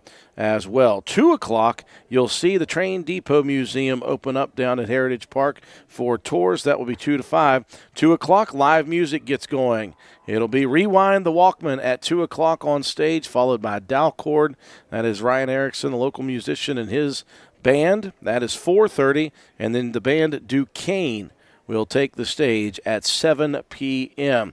At 3:30 p.m., once all the bands are through the Festival Grand Parade, a lot of them are going to head out to County Stadium at Roane County High School for the band and majorette competition, which begins at 3:30 p.m. at 6:30 p.m. And again, we will shut down our lives here at the festival at 4:30 today. We'll pack up our equipment. We'll take it out to the livestock barn out at Roane County High School, and we will set up for the livestock sale, which begins tonight at 6:30 p.m. Full slate of events once again for the 70th Annual West Virginia Black Walnut Festival today. Going to go ahead and do a giveaway for you all here at the moment. We've got some WVRC T-shirts. They're the 100% soft cotton Gildan T-shirts. They are as comfortable as you will ever have. And I've got a bunch of them in my box here. So we're going to give away a free WVRC T-shirt, and it's going to be to the first person who can come down here to the booth and said, hey, I saw you on the live stream. Whether you're watching us on YouTube, Facebook, TikTok, Twitch, it does not matter. The first person to walk to our booth here, we are at the corner of Court Street and Main Street, or Court Street and Church Street, diagonal from the City Building. First person to walk over here and just look me in the face and said, hey, I saw you on the streams. That's as simple as I can make it, and you can win a WVRC T-shirt for the festival. That is very, very quick. So I will wait for the first person to come over here and tell us you saw us on streams. Well, we've had a good break here as far as sponsors are concerned, but we're getting ready to get busy, folks. We are loaded up from 10 o'clock all the way to 2:30, and again, that also includes breaking away for the Grand Parade. Coming up next at 10 o'clock, of course, once again, Josh and Amy Downey have some people that we want to continue to get information about and support this school levy that is on the ballot for November. The excess levy is what it is, and we've had good conversations the first couple of days, looking forward to more of that as well. As soon as that is over, Patch 21 will be back over here. I think Marie Hedges, at least, is going to rejoin us, and they have the full hour from 10:30 to 11:30. Once that's over, we will shut down, get ourselves ready for the Grand Parade. After the Grand Parade, the fellows at Jack Garrett Ford will be back to discuss, and then after that, we are going to be in a holding pattern waiting for our West Virginia Black Walnut Festival Queen, Sophia Weigel. I believe Natalie Mertz, Miss Teen Queen, is going to be with her, and any other person who is wearing a tiara from that festival pageant. And we'll be talking with them. And at that point, we will just be barking out what's happening the rest of the evening and into tomorrow before we shut down and head over to the livestock barn. That is what's on tap, folks. And again, I have my first giveaway ready for anybody, the first person to come to our booth on the corner of Church Street and Court Street. And all you got to do is look me in the face and say, saw you on the streams. That is as simple as it gets. We're going to break away, be back in just a little bit with Josh and Amy Downey, and we're going to talk a little bit more about the upcoming school levy on the docket.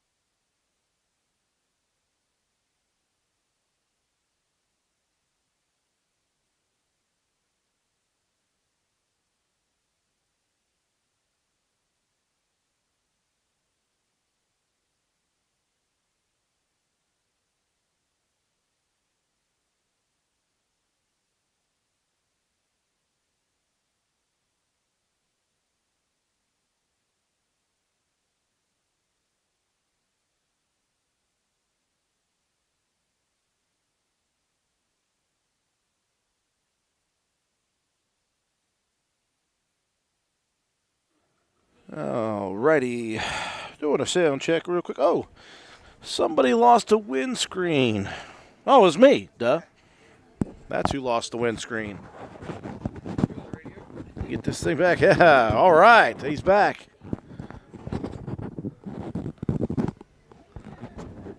Oh. Come on, little windscreen. Stay strong for me.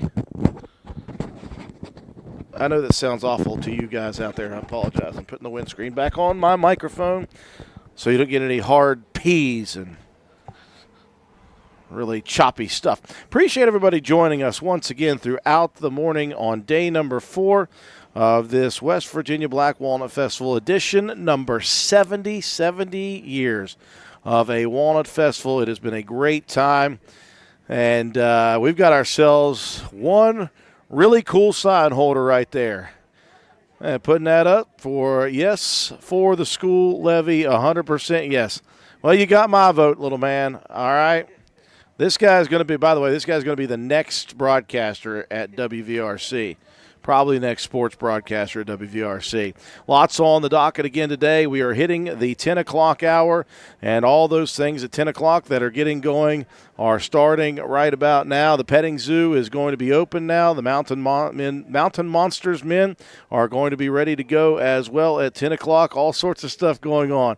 Let me give you a little sound check here, bub. You can say hi to a youngster like you.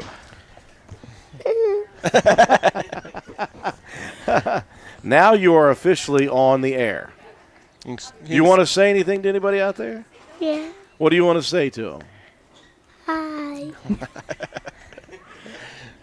If anybody doesn't know who this is Dr. Richard Duncan's son. And is it Logan? Did I mess that up last time? It was Logan. Yeah, I thought I got that right the last time. Logan Duncan is with us here, and Logan is going to help us talk about this very important issue, as well as Josh and Amy Downey, who are with us again. Again, Josh and Amy, I want to thank you all for sponsoring this time. We've had 3 separate half-hour spots, and we definitely wanted to talk about this issue. We have had really fun and good and important and informative conversations about what this levy is about, what it represents, what it is for. Number 1, number 2, number 3, it's for the kids. That's number 1 that we want to talk about. And we got a really good day yesterday to let some other people explain why they are so passionate about this situation. We had talked with Coach Paul Burdett and mentioned that he came at this levy for many different ways. He's ready to we went through many different ways. He came at it as a coach. And someone who was big into extracurriculars. He came at it as a teacher who has many coworkers who are friends and family of his. And then he came at it as a father of students who had been through the system. Logan agrees, too. I like it. He said, okay. And then we got to talk to Charlie White, who, again, has been within the system and has helped out for many, many years, guys. I want to be like this. Okay. Now he's got it. Yeah, now you got it, Logan. So you guys brought Dr. Duncan and Logan here. Josh, I'm going to give you guys the time to start this off. Once again, the school levy is on the docket this November. That's right. That's right, Drew. And, like I said, and this is the reason we're doing it right there. It's so Okay. fitting that Logan's here with us this morning. You know, Amy and I, we've said the past few times that, you know, we went through the Roane County school system. We're so Daddy. proud of our community, and we appreciate the education Daddy. we received, and we're able to come back home.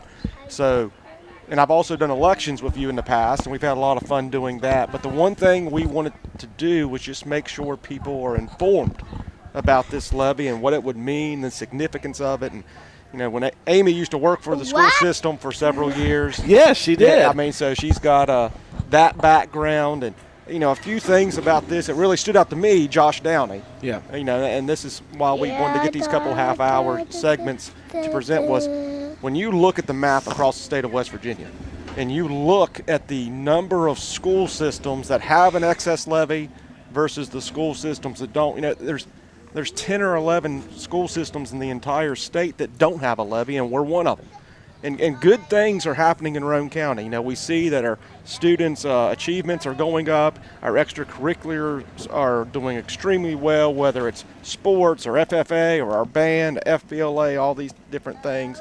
So this levy is something we can do to support our kids. And I think one thing we want to hit on this half hour a little bit, we've been doing a couple different things, is just exactly what is in this levy. And I know Amy's got that, and she's looked at the call, and we're going to go over some of those things. And the other thing is they've changed the law. School systems used to be able to have a special election and run this levy whenever they wanted to. Yeah. But now we are limited to generals and primaries. So if this levy doesn't pass this time, it's going to be a couple years before we can try again. Yeah. Yeah, and Josh talked about that. So many of the other counties in the state have these levies, and when you look at, Roane County is surrounded. Every county around us has a levy in place, and more than just that, I mean, 2, 3, 4 counties deep circling our county all have a levy in place. It's really the rarity to not have an excess levy in place. And when you compare the rates for our levy, people want to know, how much is it going to cost? What's this going to mean to me? The average taxpayer, talked to Emily Westfall, spent some time yesterday with Emily after our little show yesterday, and talked about the average taxpayer. And, as we talked about the last couple days, the average taxpayer in Roane County is looking at about $150 a year. So between $10 and $20 a month is what it would cost the average taxpayer in Roane County for this levy. And when you look at some of the counties around us, and the ones I had noted, Gilmer and Wirt in particular, Yes. smaller rural counties, and Emily agreed, those are good counties to compare us to, particularly Gilmer County. With their tax rates for their excess levy, it's about 40% higher than what's being proposed here. So where it's going to cost our taxpayers $150, that same levy that they're paying in Gilmer County is $212 a year. Yeah. So, about $60, $70 higher. Wirt County has a really high levy. Wirt County, our little neighbor to the north, has a levy that is 4 times higher tax rates than what's being proposed here. So that $150 a year for our taxpayers, Wirt County taxpayers are putting about $550 a year back into their school system on top of that regular levy. And we talked about, thinking about it, one of the things in the levy is free admission to Roane County sporting events. Yeah. So to think of it almost as a price swap. If you're going just 2 people to 2 home football games, in September there were a couple home games. Well, you spent $20 getting into those games. Yep. You've already spent what you would have spent in September for that tax too. It's just that, it's a swap, and that money went reinvested right back into the school system. Yeah, that's a big deal to talk about, and that's one of the things that you guys wanted to have in there to help families out. Number one, not only to help the kids out, to get the families there to support their children or their grandchildren, but that helps the families while they go there. Mm-hmm. Exactly. And Drew, you got to look at some of the, that's one of the things that, like I said, that's excellent. That alone will probably save people money just as much as they're going to put in to the levy if it passes. If you get free admission to sporting events, if you have a relative, a child, a grandchild, and you go to 10 or 12 events a year, you've paid for it along with this. And there's other things in this levy that people need to be aware of. There's about $500,000 of this levy that is going to be put toward keeping classrooms sizes small. And, I don't even think you have to be in the education system to understand the more one-on-one time that we can have between a teacher and a student in a smaller classroom is going to help those students achieve and continue to grow and continue to blossom. And there's even money, behind us, and I'm sure you've seen at some point, people in the camera, we have an amazing VOTEC program that's award-winning and puts out kids that are making tremendous salaries as soon as they get out of that program. Well, this levy has money with those type of trades and so forth starting at the middle school level. Yeah. So that's another big aspect of this I think people need to know about. And like I said, that's why we're doing this. People need to know what's in the levy so when they go and vote, they can make an educated decision. Well, we had to pry the headset away from Logan, unfortunately. But Dr. Richard Duncan is with us as well. And again, your job with this levy is to get the information as to what it means to the students of Roane County. What is in this levy? From your perspective, what do you want to tell the people about this levy? Well, I think we talked about it a couple of days ago. There's been an opportunity the last few years due to some of the extra funding we've had because of the COVID pandemic. The federal government gave a bunch of money to school systems to let us stabilize and not deal with all the issues that were going on at the time. But it carried through, and we were able to test out things that we just couldn't afford in the past. We had summer programs in all 3 attendance areas. Before, it was only here in Spencer. We had to bus kids all the way to Spencer for summer programs. We had tutoring programs everywhere. We had... He's going to be the star of this one right here. But, we did all these extra things that have really paid off. Our students have done tremendous work the last couple of years. Our teachers have really been working hard, and they've got to levels that we haven't achieved before as a whole. We've always had those superstars that have done really well, but as a whole, our school system is moving up in the rankings very quickly around the state. And a lot of that effort has been because we've had the resources to do it. If we don't have those extra resources, the state is very, very good at paying for the bare minimum, right? That's government, right? We pay for the bare minimum, and then you got to figure out the rest. State's the same way. With the state aid formula, we get just as many teachers as we need, just as many bus operators as we need, but not any of the extras. So we can't do the extras without this extra levy. That's why it's called an excess levy. It's an extra. And we need those, and it's not something that's it may be legally optional, but for our kids, it's important because they get opportunities that the kids in other counties are getting all the time because, like they said, so many of the counties already have levies. They've had levies for decades. I mean, I can remember, growing up in Mingo County, we had all sorts of things. Even when the coal industry was falling apart and the revenues were coming down, we still had a lot because we had an excess levy. I mean, and even, not to put this out there too far, but, even when the state took over the county, the excess levy was passing by like 65, 70, 75%. Voters still, because they saw that it was kid-focused. Right? It paid for athletic programs. It paid for extra teachers. The class sizes are smaller. So this really is something that if you can say anything else about this is the most kid-focused effort that we've put out there. The last effort 6 years ago was about our buildings. This is about our kids. I was talking with some other people during different times yesterday, and a few people actually asked about it. By the way, we would like to talk about supporting the levy as well because we have kids in the school system, things like that. I just talked with Zachariah Wanstreet, who is over there with the Tour Italy group right now, who is trying to raise money for a once-in-a-lifetime opportunity. 7 students trying to get over to Italy for a trip. And those are the type of things that, yes, it's great that we can all do this stuff, but these excess levies are here to help things like that. Maybe not a trip to Italy, obviously, but it is here to help supplement everything that we need to give to our kids. That's right. And I think when Coach Burdett was on the radio yesterday, he put it about as well as anybody could do. He said, we have a lot of people in this community who put a lot of time towards our kids. Now, maybe the teachers in our school system, maybe you're volunteering, to coach a Little Raiders or a different extracurricular activity. But if you're willing to put that time in, what this is willing to put money towards our kids. And I think there's nothing better we can do to invest in our future in this community than to support our kids. 100%. I tell you, I feel like sometimes I talk until I'm blue in the face about being community-based. But it's something that I continue to be passionate about. It's one of the reasons that I am here and where I grew up. I don't have kids of my own, but I always say I've got hundreds of thousands of kids that I've interacted with throughout the 18 years of broadcasting, 10 years in the classroom teaching. This is my home. These are my people. These are my kids. The ones I've coached, the ones I've taught, whatever it may be. I'm passionate about this. I'm a community member that I don't care what I need to sacrifice. I'm going to sacrifice for it. There's a lot of people I think that are like that, but I don't know if there's enough people yet that we're trying to get to be that way. Focus on the community. Focus on these kids. 100% is going to these kids. That's why this levy is where it is.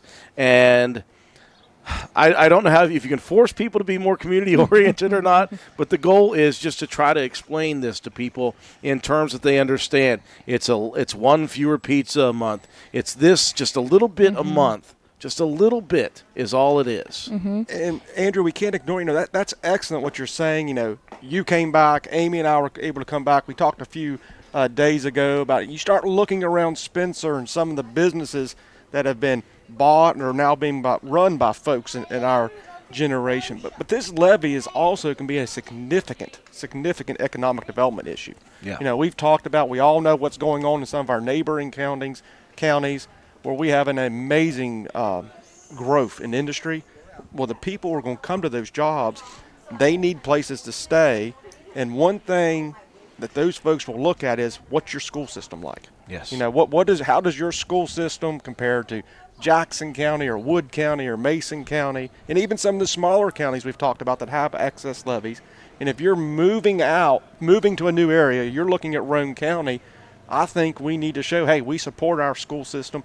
We're going that little bit above and beyond what we have to do to support our kids. I thought that what Jeff Bass said yesterday too, towards the end of our half hour, is talking about, you know, with changes in the rules of inter-county movement with students, you're now recruiting.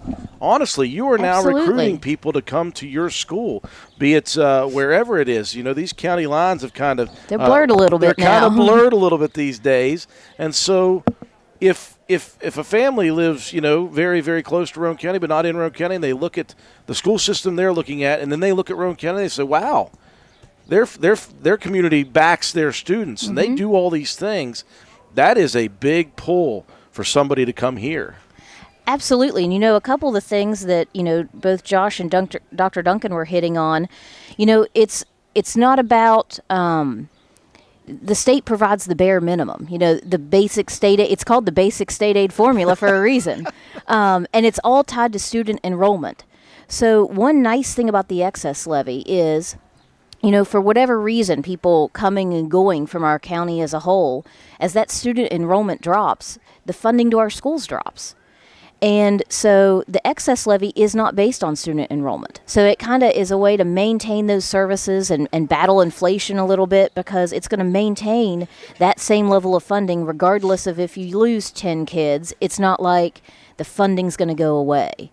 And that's a really important note, because we have lost enrollment here. In the last, 20 years, we've seen a decline in population. We have an aging population.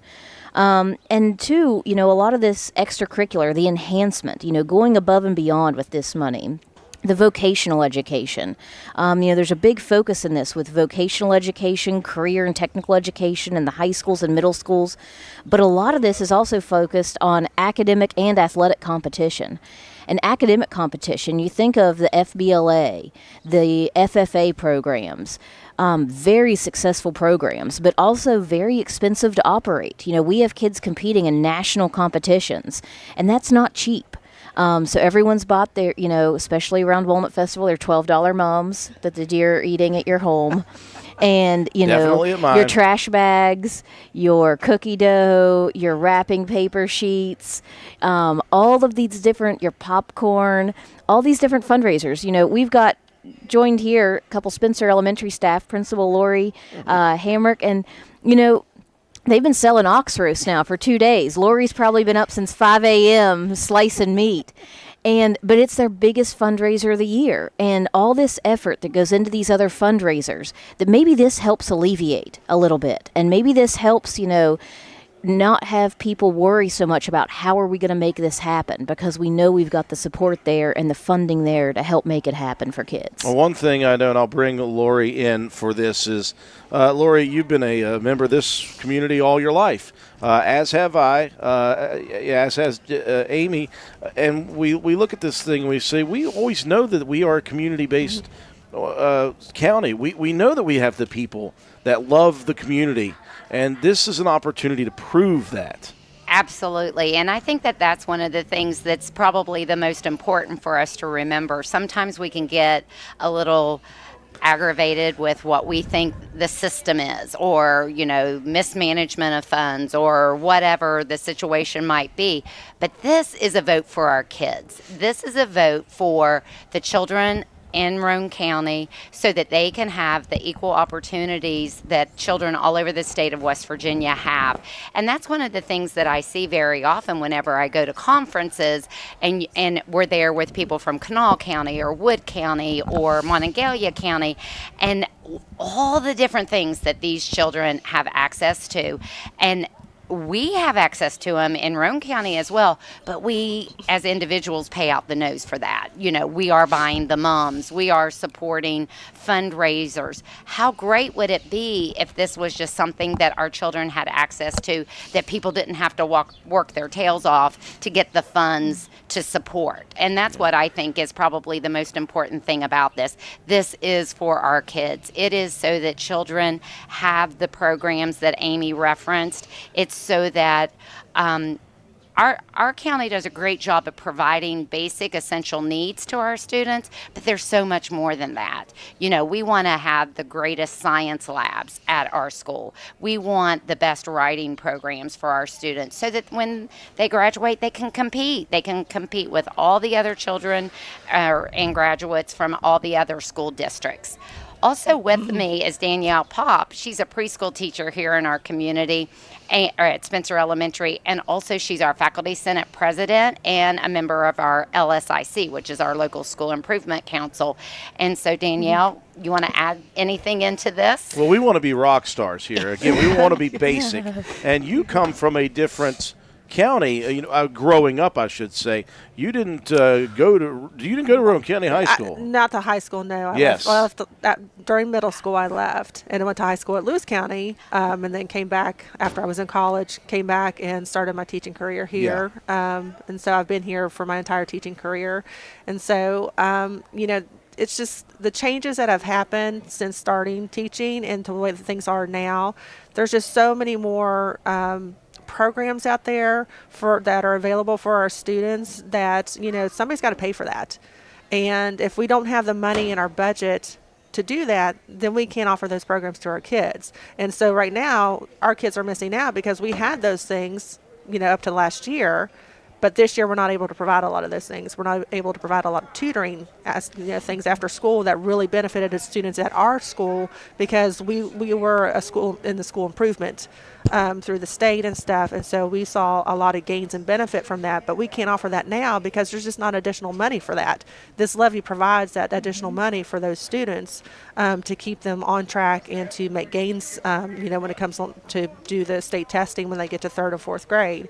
And just the aspect of having so many students in our classrooms now, because we can't hire teachers, to keep those numbers down. And we're seeing that this year in preschool.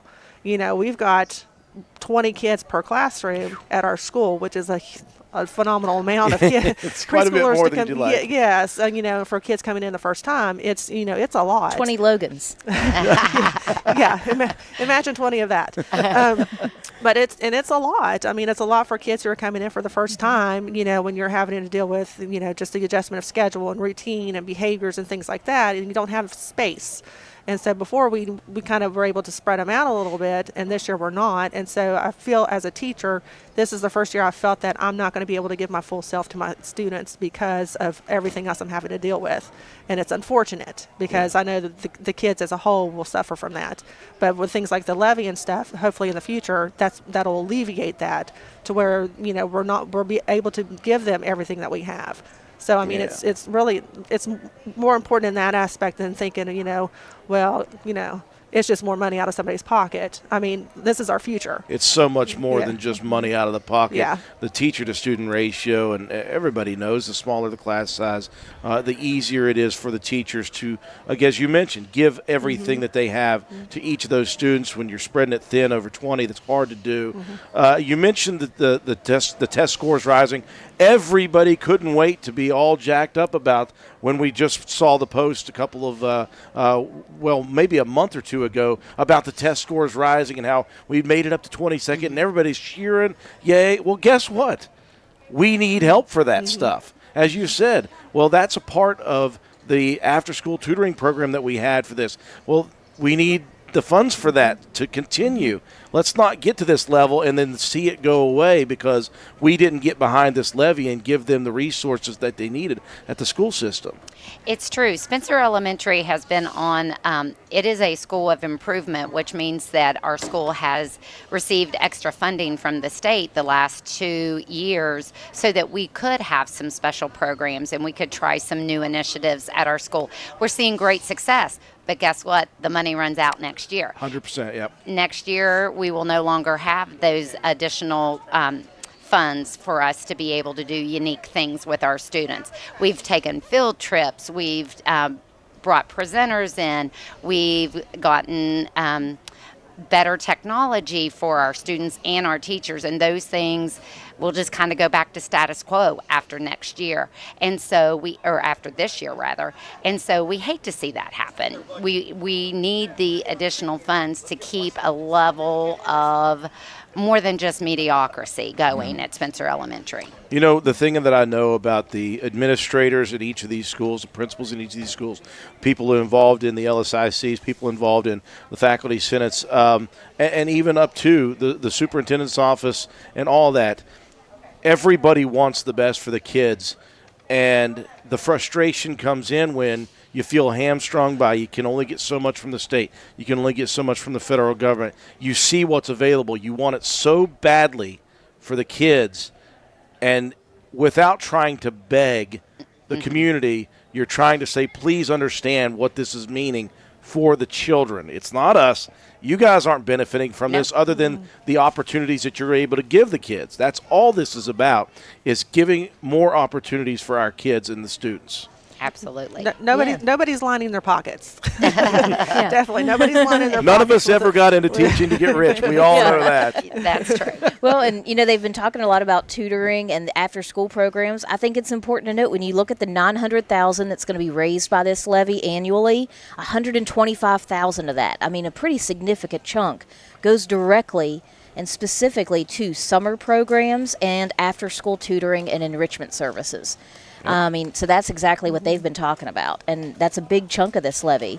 And Danielle's also been a coach in this county, and something that Paul Burdett was talking about yesterday was the transportation cost. Yes. And how big of a cost and how significant of a cost when you think of, the high school programs. All the ticket money from football games and all these things, Toby Ford, the athletic director, how much it costs each year just to get kids to the game and to pay for the officials. We didn't when I coached and stuff for coaching volleyball, we didn't even take buses because it just was a cost.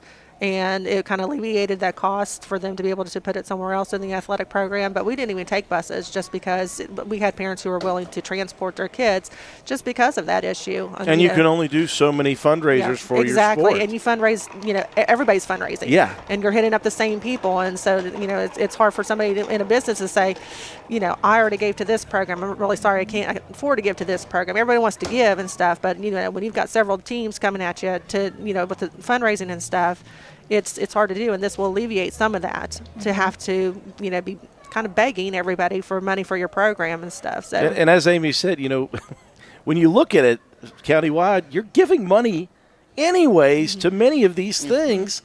It's just you're just taking the money that you're already going to consolidate, and you're consolidating it somewhere else, and it's being, as Dr. Duncan said the first day, he said, we proved that with that last levy, the bond levy, that we could not only take that money and utilize it properly, we could multiply that and do even better than they thought we could do. So here it is. The proof is in the pudding right now.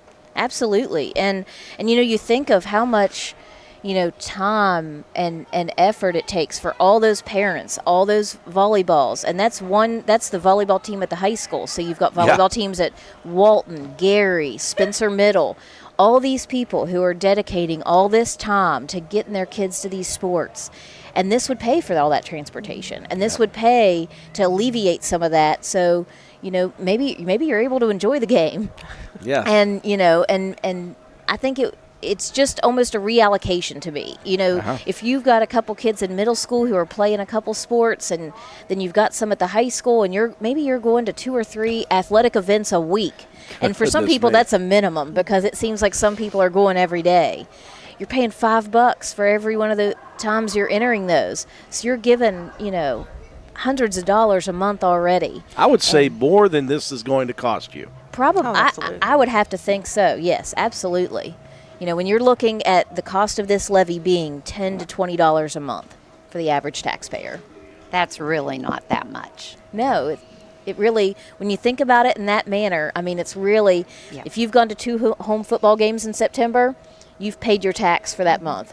Right. Well, and here's the situation with it. That's the average. That's the average. If you are lower end on the spectrum, you're not going to be paying that.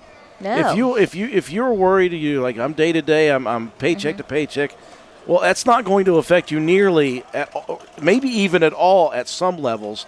The average, it's going to be right around there. Now, if you're way more well off, it'll affect you a slight bit more.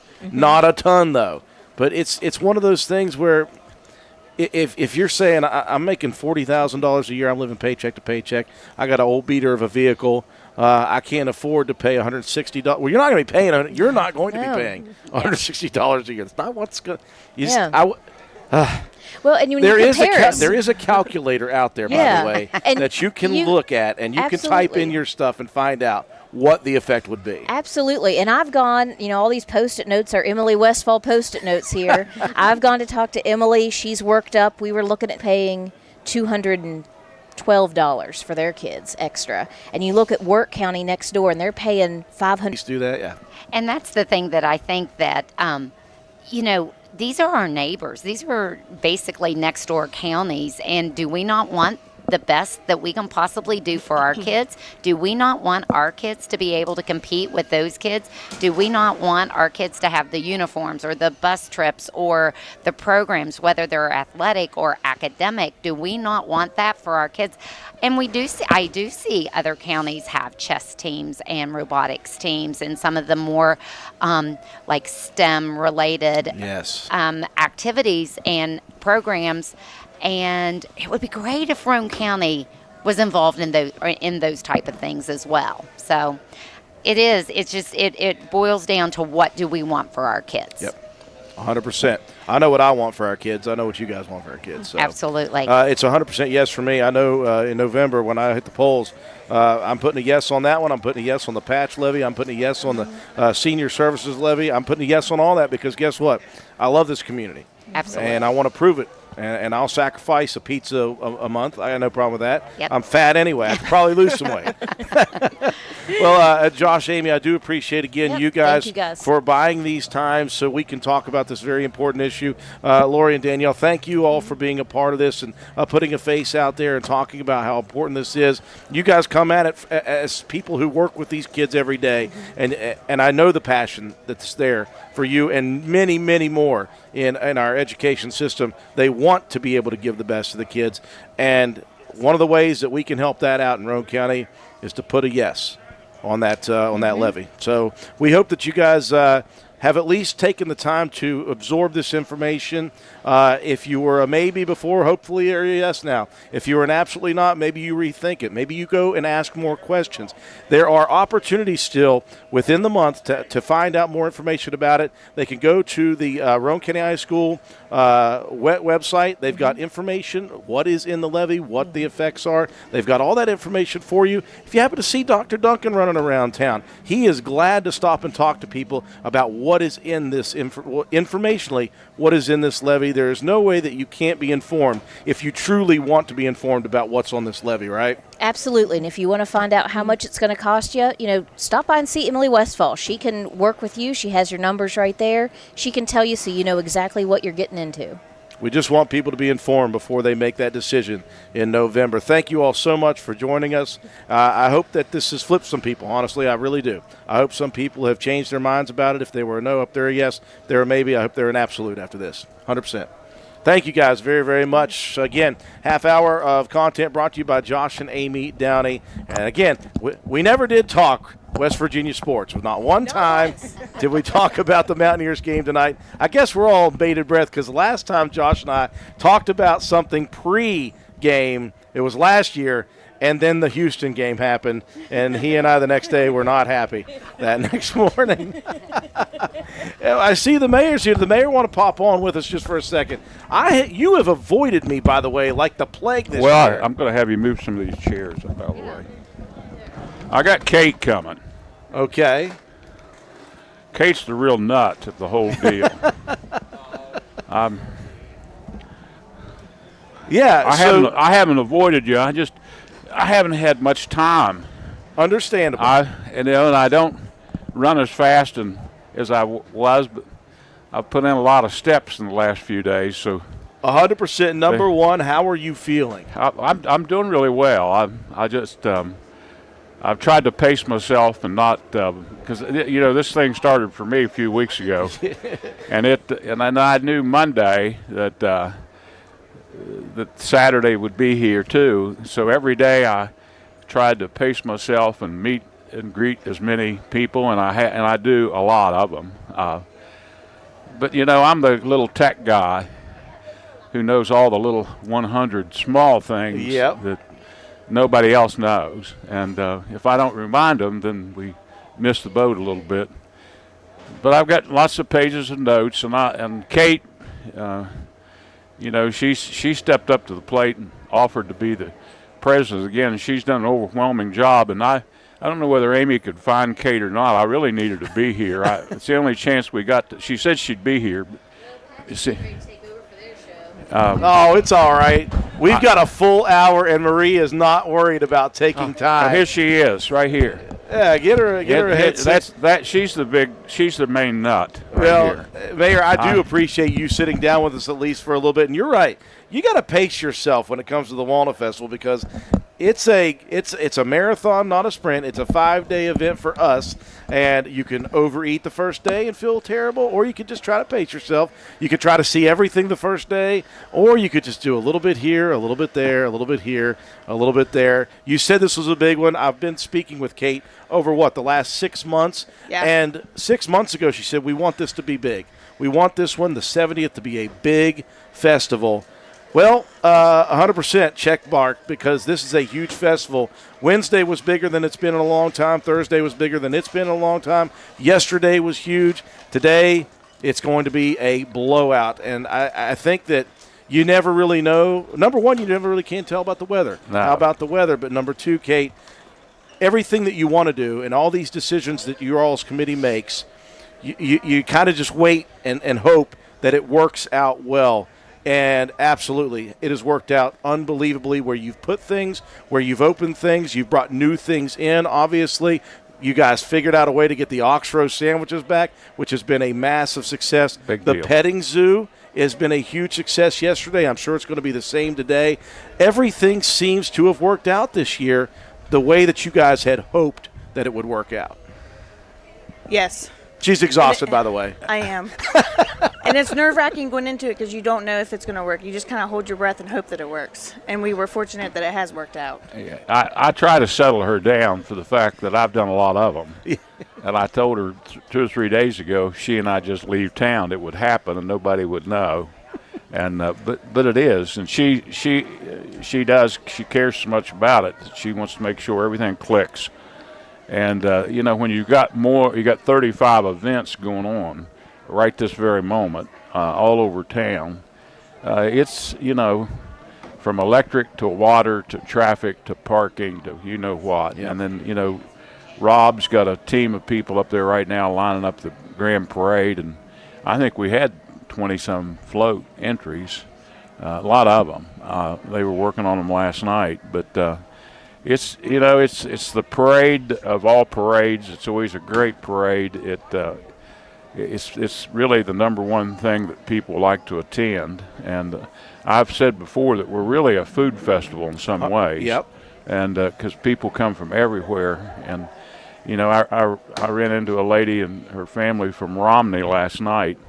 And it's good to do that. And people from everywhere. Ohio, I had people come up to me at the Thursday night coronation who I hadn't seen in 50 years, and people pointed me out where I was seated up there, and people want to come and see me because they hadn't seen me. And I remembered every one of them. I even told one fellow who his mother was. But it's a giant opportunity to bring people back home and make new friends. Yeah, 100% it is. This has been such a big and such a wonderful festival. As the mayor mentioned, Kate, this is at its core a food festival, and so I have been able to be sitting right here, and I have been able to talk to many people who are blown away by the food vendors that were brought in this year. Of course, you kind of piece them together sometimes, and then some stay. Of course, the funnel cakes, got to have that there, the ton of taters, the Russo's, the pizza place, all those places just stay. And then you have opportunities to bring some new things in. Bayou Classics has been a major success from last year to this year. Getting Piggy with it, his third year, major success. The Hinode Hibachi. People are crazy about that. And again, then you bring back the Chinese food truck. Is that something you knew was going to happen? Yeah. Yeah. Okay. Pretty early on. Yeah. I didn't know. So what was the situation? He had sold that to his family members who took this over? Is that how it worked? Well, it's actually a different truck. It's not the same exact truck he used to bring. It's a little bit bigger truck. Okay. But his sister has a booth, and it's the same recipe. It's all as soon as I took a bite. Yeah. Of the fried rice, I almost had a tear in my eye because I thought I'd never have this again. Yeah, and it was back. Lynn retired, Yeah. and for a couple of years wasn't with us, and then this summer, early summer, he called because we kept in contact all the time, and his sister was wanting to come. She's been cooking and training for the last 2 or 3 years, and she'd worked with Lynn before too, and because Lynn had been here 35 years forever. And, so yeah, we wanted Lynn back. Kate wanted to get them back, and they she are a big personally hit. wanted him back. Or yeah, both? Yeah. I mean, they're just a great bunch of people to work with, and we want people to work with us, and we work with them. We're not here to shake the bushes. Everybody has to do their part and play the game to make it work, and because we really don't have a lot of time to worry about little bitty things that and sometimes I'll even tell people you just don't need to worry because it's not anything to worry about. And so it makes it go pretty smooth, and the crowds this morning are huge, mingling around already. It's crazy. Hard to get through. I'm glad I'm sitting down right now because I haven't had to navigate that. Kate, you talked about the committee itself, but all the people, the volunteers that you guys have had involved in this year have helped ease the mind a little bit. Obviously, you're very uptight, worried about making sure everything goes well because that's who you are. You want this to be great, and it is great, and it has been great because of all the people who have stepped up to the plate. Obviously, I've been singing the praises of the city workers since I got on the air Wednesday morning. I said, if you see an orange high visibility shirt, just go say thank you. Please go say thank you because they are the ones who are behind the scenes on this. But you have a lot of volunteers at different places here to help this run so smoothly. Yes, we have chair people that run at particular events and oversee things for us, and just they take care of those problems that are happening there. They take care of the trash. They take care of, the people's complaints so that everything doesn't come to us. Nobody complains, right? Yeah. So we're fortunate to have all those chair people that oversee all those events. Yes. And can kind of take the load off of us and make sure those things are running smoothly and only have to contact us on the big issues. There's only a few big issues every year. I tell you what, this has been a massive success. I'm so happy for you and the committee because I know I've spoken to you in passing multiple times about, hey, we got this. Well, here's the music setup. The music has been unbelievable. John Morgan last night, I had to go work, unfortunately, was crazy good. And he continued after the show. In fact, I heard he went on to folklore and kept playing because he loved it here so much. Didn't want to leave. Yeah. Well, he's a great guy. He brought the whole band to the Queen's reception, and we all got to meet him and talk. And he's a great young man, and be a good person to bring back to Walnut Festival again. And we're always thinking about how to make it better, and we have ideas in the future lined up where we are wanting to expand our lower parking lot, maybe twice the size that it is, move this stage here down there. Yeah. and some of the stuff that's on this street, maybe open this street up and not make it quite as congested. And I know folks get tired of that and upset, and you can't get there from here, but we do the best we can with the room we can, and we've really outgrown the space. I mean, it's nice to have it close knit. Yeah. You know, you don't pay to park. You don't pay to hardly get in any event. Yep. Unlike most festivals, you know, you have to pay to park your truck, and so we're and that couldn't be done without our sponsors. Yeah. You know, 100%. we have a great list, and we've got that list. I hope you have that list. I have been. Yeah, I've been shouting yeah. that list out throughout the 4 days. Yeah, I'll tell you, without those people, and they really stepped up to the plate, we just couldn't make it happen. It's just be impossible. And I don't know what the festival budget will end up being, but it'd be more if I let Kate happen. But If she wanted everything. I keep my thumb on that pulse, and it's an $80,000 or $90,000 deal. I mean, you know, trophies and things like that are $10,000-$12,000. Just so everything. You know, it just takes a lot, and we want every kid that's involved in anything to get a ribbon. Mm-hmm. We don't want them to walk away without something about the Black Walnut Festival. And when I swore in the new police officer yesterday late afternoon, and I'd known that family for years, and they had lived here, and the father told me that years ago, maybe 25 years ago, that I ran into them somewhere here on the street, and I had a couple of carnival passes in my pocket, and as I do, because I'll give them away when I have them, I had given them both, her and her brother, a carnival pass all those years ago, and he wanted me to know that. And here she is, going to be a police officer. Yeah, I mean, that's pretty unique. But we got a great city crews. All of them are the police, and they're all out here, and the police are going to get pictures made here in a few minutes of all of us together, because that doesn't happen often. Yeah. And but Kate, without Kate, I couldn't have gotten through it. She's been the quarterback, and I need help. This year I needed help, especially. I've had my times too, and I appreciate everybody who has checked on me over this year and prayed for me and called me and sent me notes, and by the hundreds, which really makes you feel pretty good. Well, you guys can breathe easy. I know. Well, you can breathe slightly easy. By the way, she's done this whole thing with a bun in the oven, by the way. So just so you all know, she has been double duty working hard while things are changing for you at the same time. You can breathe easy, guys. This is a great success, 100%. No doubt about it. Don't think twice. This has been a smashing success for the 70th, 100%. I've got the list of sponsors pulled up whenever I break away. Before I go to our next sponsor, I'm going to list all the sponsors once again for this wonderful 70th. Thank you to Mayor Williams. You're a good help. You're a big help. We couldn't do it without you. It's good that you're here. You're our voice. We try to be, and hey, thank you to the city workers. They set me up perfectly every year. I don't have to worry about that. It's nice when I don't have to worry about something. Well, thanks a bunch. Thank you to Kate Gaynor, and thank you to Mayor Williams. Thank you guys so much.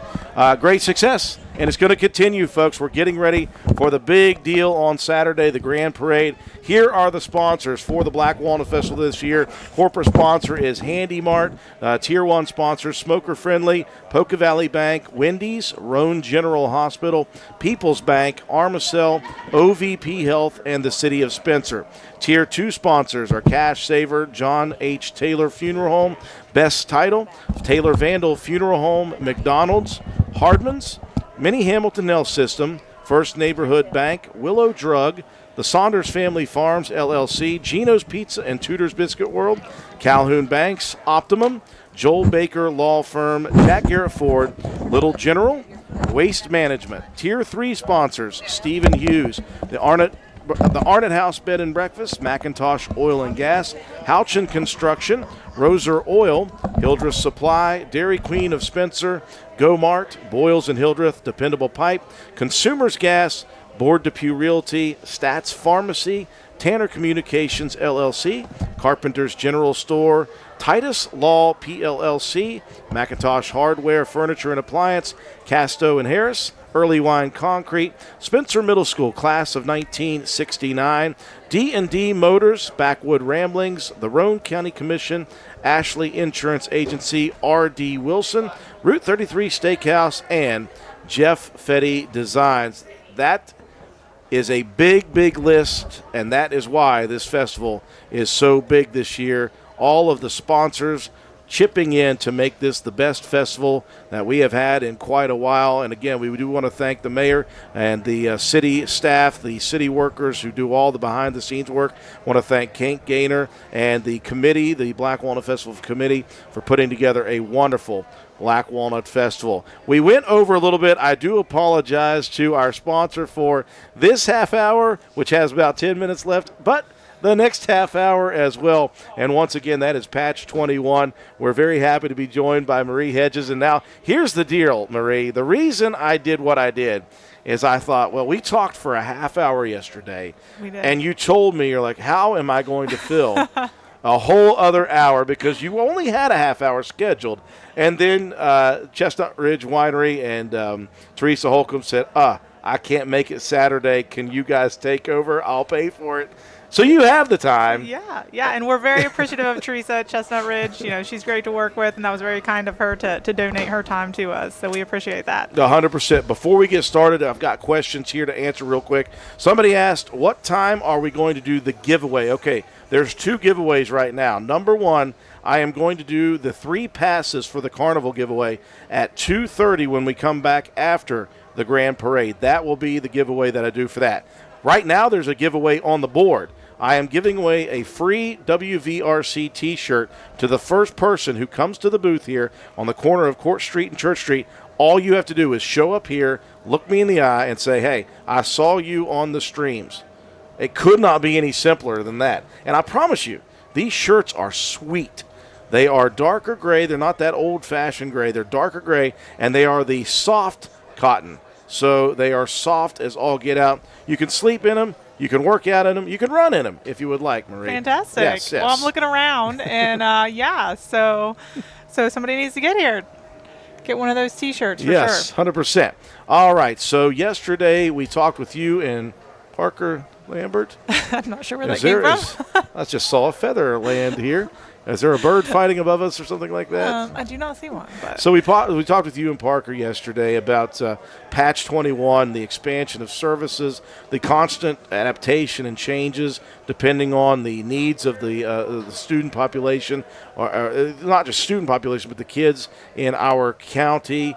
So today you brought some notes with you. What I'm going to do is I'm going to kind of let you steer this conversation today. There are certain things I'm sure yesterday that I didn't think to touch on or wouldn't even know about. So there's opportunities now for you to talk about Patch 21 and some of the things that you guys are very interested in promoting. Okay, yeah, definitely. So as we discussed yesterday, people will see us on the ballot this year for the levy. And I think one of the most important things to stress regarding the levy is that this is just a renewal of the current levy that our community has already been supporting. Yeah. So this is not anything new. Landowners who have already been paying this will continue to pay this if the levy passes. It is nothing new. And it's for the average landowner, it's $23 a year.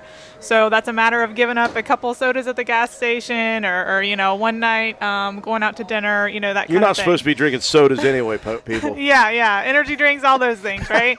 So just giving up a couple of those throughout the year will truly pay this tax, this levy here for our community. And while we do primarily serve youth, adults can also benefit by getting active in some of our community wellness events and so on.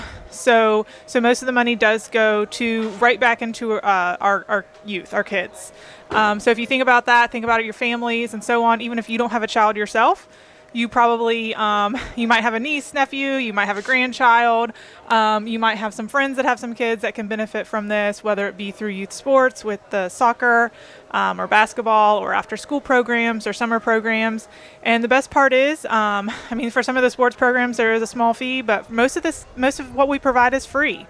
So I know that some of our families use the after-school programs as daycare. Our after-school programs run until 5 o'clock, so that gives working families a little bit of time from the time that school ends until the end of the workday to come pick up their child. And in the meantime, their child is getting some sort of educational enrichment. I remember being a latchkey child, Marie. I remember coming home and just turning on probably Sally, Jesse, Raphael. I'm sure I rotted my brain a little bit as a kid. I'm kidding. I was busy in sports most of the time. But it is nice to have some place where kids can go after school and not be on their device, as you say. Yeah. Be able to get some sort of enrichment, be it educational, physical, whatever it is. Yeah, and getting off the devices is so big. We don't have the kids on the devices for these after-school classes. We know that they're spending a lot of time on them, and while devices definitely serve a purpose, not against them, right? But we need our kids interacting with one another, interacting with their peers, developing those social skills, those coping skills, and so on. And if they're on a device, they're just not developing some of those skills that they need to become successful adults one day. I think about it. One person I follow a lot of podcasts on said recently, and continues to say now, everybody needs to at some point go outside and touch some grass.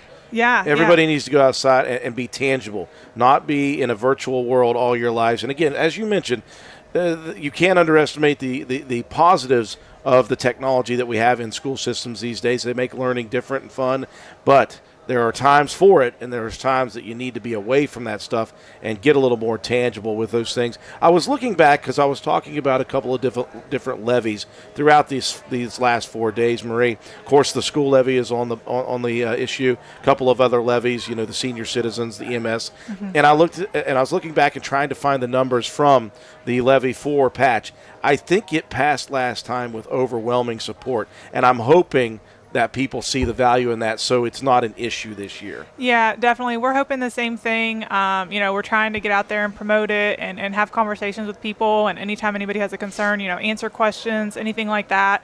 Because, our priority is to keep our kids safe in our community, help working families, and provide educational enrichment. So whenever we plan new programs and look at new ideas or just building back, restarting, after school programs and so on, that's what we're looking to do, is we're looking to provide our community with ways to keep our kids safe and help those working families, and then provide them with some enrichment. And it has been a great thing, obviously, for our community. And again, our community is Roane County. Yes. It's not just our community right here locally. It's the whole county. When people start to talk about that, I'm like, listen, they're in all the schools, all right? Yeah. There's not just one. There's not just two. They're in all the schools. So all the students and all the kids, and as you mentioned, a lot of the adults are getting benefits from the Patch 21 being around here and continuing to grow and expand their services. I'm going to interrupt just for a second, because we 100%. also serve homeschool students. I do want to make note of that. We have homeschool students who even come to our after-school programs, not just the athletic programs, but also the after-school programs.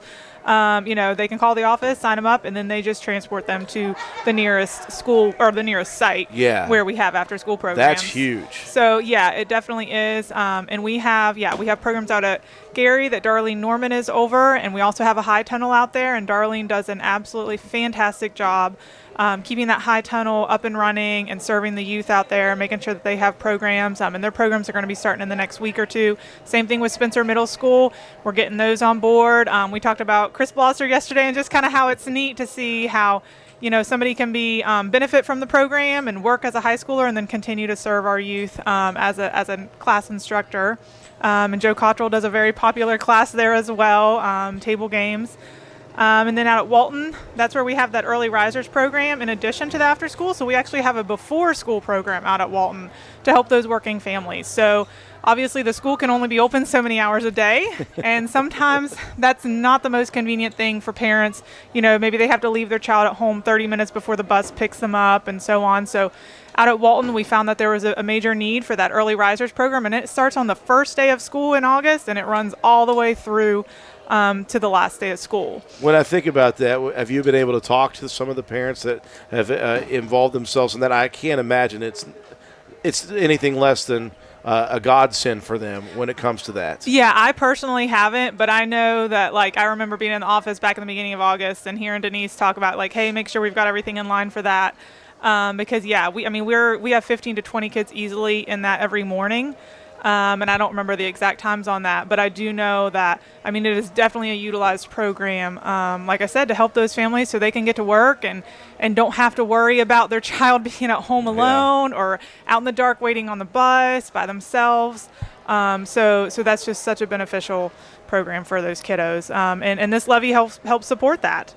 And then, of course, we have programs at Spencer Elementary, and that's just a great variety of classes. I know my nephews have been doing the after-school classes for 4 afternoons a week this school year, and one of their favorites, it's new, is healthy snacks. So they get creative and make some different snacks. One of them was some sort of little car that they could actually wheel back and forth that they used fruit and toothpicks for. So if you know of a child that isn't already involved, I really encourage you to check out those forms, call the school, call the patch office, and get your kids signed up. Yeah, it's very easy to get in contact. If you just get with the schools, there is a representative from Patch that you can get a hold of. And again, you can go call them at the main office as well. And you guys, again, are active in social media. I love you show what you guys are doing. I love pictures. Pictures speak a lot, and when you guys post these pictures, number one, the kids feel like rock stars. I know that. Exactly. That's number one. Yes. But again, you get to show people what's happening. Yeah, and the parents and grandparents, and sometimes we have parents, aunts, or grandparents, aunts, uncles, so on that live out of town, but they can check that Facebook page and see their child, and what they're doing. I know, during the summer programs, we go to the pool twice a week, and so those fun pool, pictures of them playing in the water, those can be really popular and everything. So it's a great way to showcase what we're doing and what our kids are doing. Well, let's talk about that. Unless you have something else you'd prefer to talk about, let's talk about what you guys offer, all the programs. I mean, I don't want you to have to list every single program if you don't have them off the top of your head. But I think people just may not know what all you guys have to offer. Definitely. So as I mentioned, after school programs, that is one of our main components of what we do at Patch, because we, just like you mentioned earlier, those latchkey kids, we want to make sure that our kids have a safe place to be after school so our families can work and so on. So that's a huge component. Of course, we have our 2 daycares here in Roane County, Building Blocks, and then the one located at the COA where our offices are.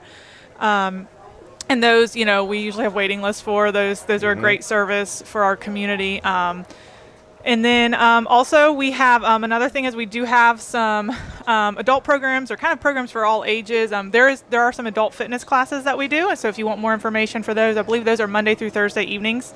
So you can call the Patch office for those. I don't have the exact schedule, but I do know that they do a walking class, Zumba, some kettlebell weight type of things. So that's a variety of classes, and I believe there's around 15 ladies who are regulars for those classes.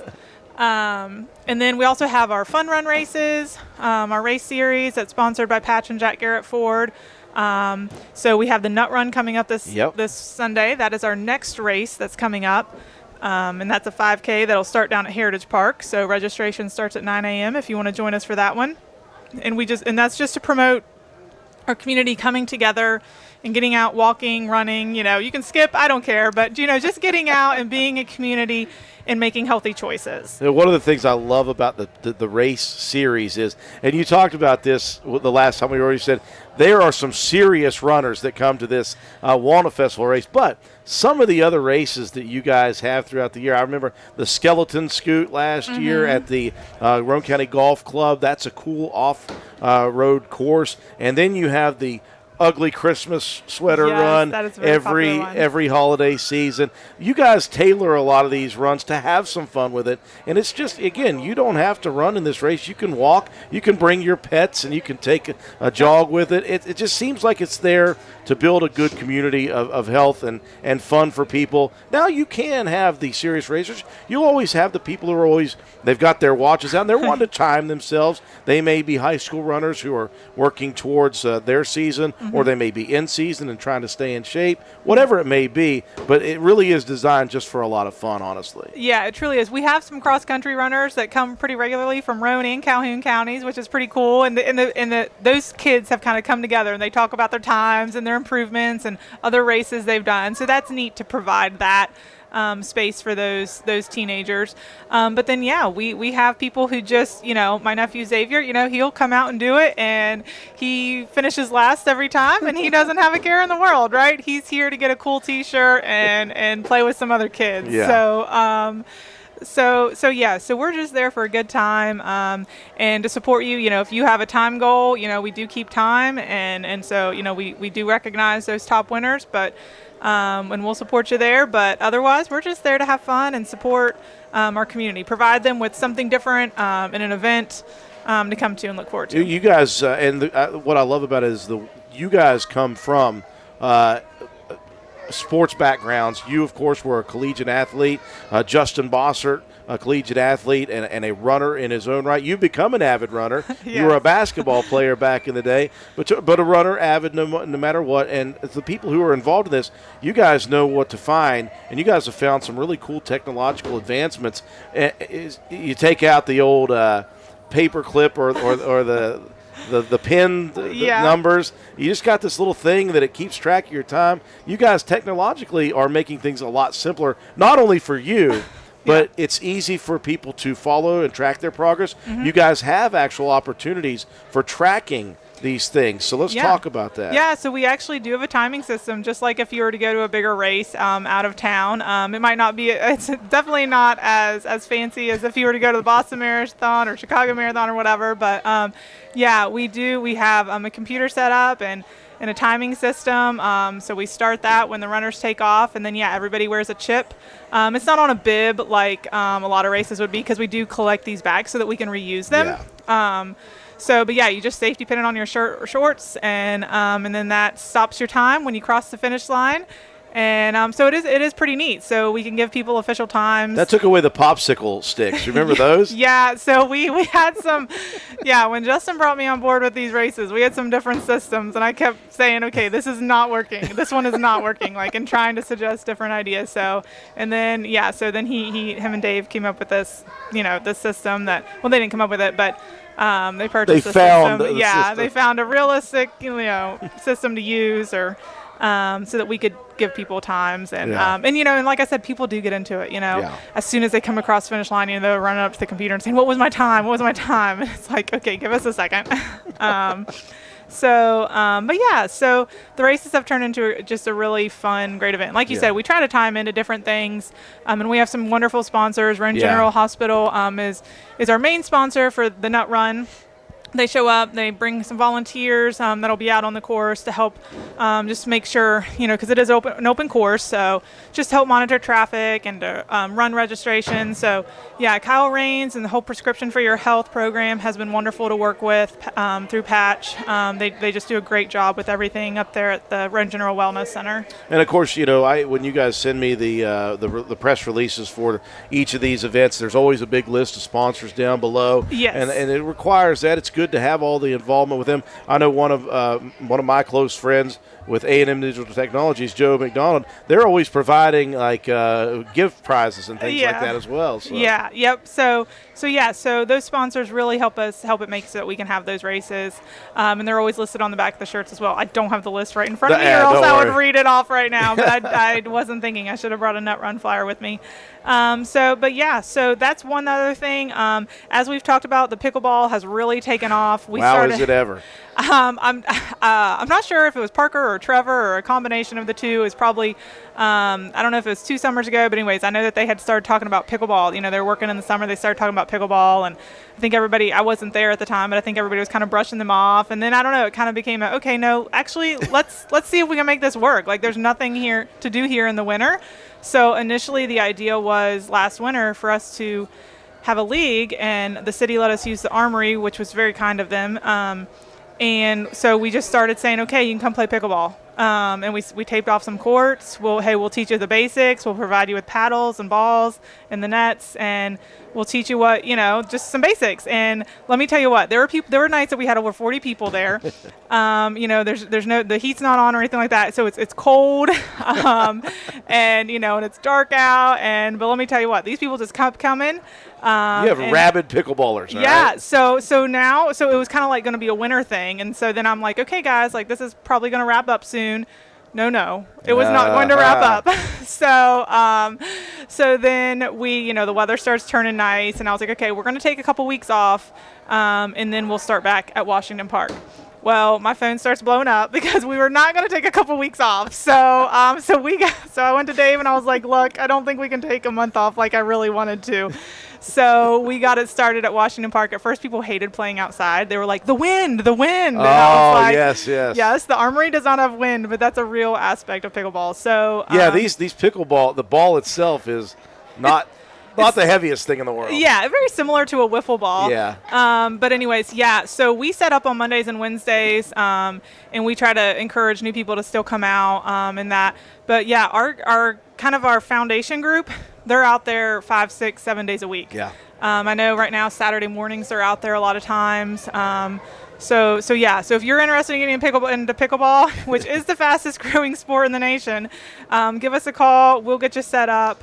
So that you can learn and try it out. Well, and here's the thing: you guys have equipment.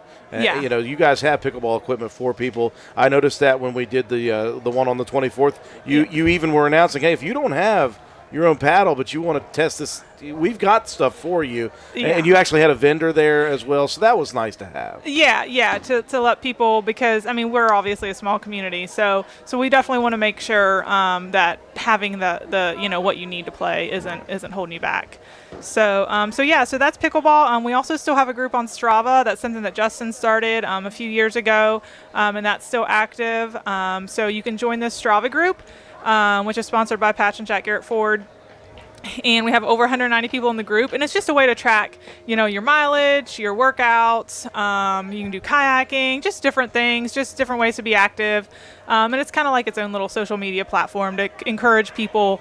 You give people kudos on their walks, runs, kayaks, whatever. So we do have an active. Yeah, that shows that the expansion of Patch has come to. It's no longer just a after-school kids program, although there is a main focus on that. Yeah. You guys have expanded your services, maybe by happenstance almost, when you take over the racing series and the pickleball kicks up, and then you're just like, what is going on here? All of a sudden, you look around and you've got wellness programs. And again, it is really nice to have the connection with Roane General Hospital and what they provide. You guys are just working partners, it seems, in that situation. I know what Roane General Hospital is trying to do with their prescription for your health.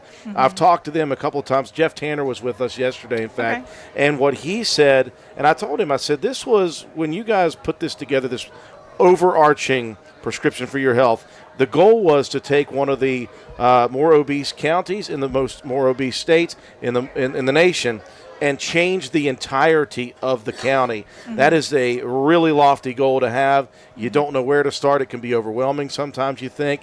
Well, they said we're going to do it anyway, and so it's nice to have another outlet for that. Opportunities for people who may not want to go into the gym. They just want to be outside and do something, whether it be a walk, a run, a jog, pickleball, whatever it is. And here you guys are able to provide those opportunities. Yeah, definitely. And like I said yesterday, just like you mentioned going to the gym, sometimes going by yourself, that can, you can get really nervous about that kind of thing. If you want to try something out for the first time, water aerobics, pickleball, a race, whatever, and you're nervous about it, give us a call, and let us know. And hey, we'll gladly meet up with you, get you started. We have no issue with that at all. So don't hesitate to reach out to us. But yeah, so in addition though to our community wellness programs, I also don't want to leave out our Sunny Bank and all of our hydroponics and gardening that's going on. Mike Greenlee was giving you guys an official sponsorship, right? Yeah. So Mike Greenlee was giving us a shout out yesterday. But it is pretty neat what we have. And our kids can get involved in this. Our teens and our college workers are involved in it. And then we're able to use the produce that we have in the daycares, so which is pretty neat. So we have those kids eating those healthy organic meals in our daycares, and then also we provide some produce to the senior citizens throughout the season as well. So I know that Spencer, Amma, and Reedy have all benefited from that and received produce. So it's just a really neat opportunity. I knew nothing about hydroponics going into this, actually, and as you can probably guess, I knew very little about anything related to gardening or farming. We are kindred spirits in that. Yeah. So actually, when Justin approached me a few years ago about running the program out at Sunnybank, where we have high tunnels, chickens, egg-laying chickens, meat chickens, a no-till garden. My kids, actually, we put in some raised beds this summer, even though that's something. It was just something else for them to kind of do from start to finish. Yeah. But yeah, so I kept saying to Justin, like, I don't think I'm your person. I don't think I'm your person. And we kept going back and forth like this for months. And every time it would be brought up, I'd be like, yeah, I'm not your person. Like, go elsewhere kind of deal. So finally, I go into the office because at this point I wasn't full time there. So I go into the office and I look at Dave and Justin and I'm like, I'm not your person for a farm. Like you're going to have to find somebody else. They were like, and Dave was like, yeah, you are. And I'm like, how, but obviously I have experience working with kids and it's while the gardening and all that is the main purpose and really important part, it's also, just about getting those kids together, and off their devices, Yes. And building, life skills in general. Yeah. So it has been a really neat thing to do with the kids. I've learned a lot. I've educated myself a lot. I've watched a lot of YouTube videos and read a lot of things about hydroponics and no-till gardens and high tunnels. I've definitely had to educate myself on So that. you're saying if everything goes to the pot here, you're going to be able to at least grow your own food? I can grow some things. Some things. Probably not a lot, but I can handle a small garden probably at this point. I prefer to just stick with herbs. That's my preference.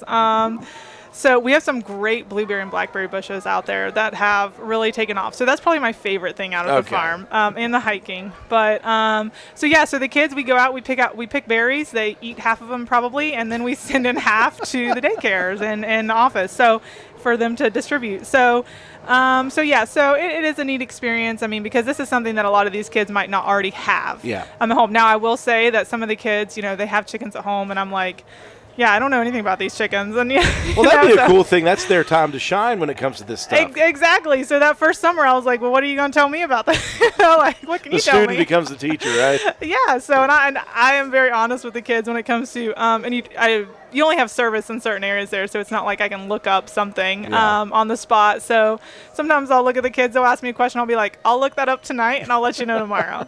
So that's great, and that just kind of takes us back to our Appalachian history too, with the whole gardening, farming concept, and something that a lot of our kids don't have exposure to. Some of them do, but not all of them do. So, and like I mentioned, we also have the hydroponics and the COA in our offices there, in our office area there. And we have high school and college workers that maintain that, and that's where a lot of our vegetable starters come from, as well as the microgreens. Yeah. So. I'll tell you, lots of things happening. Anything else you have on that paper you want to mention? One other thing,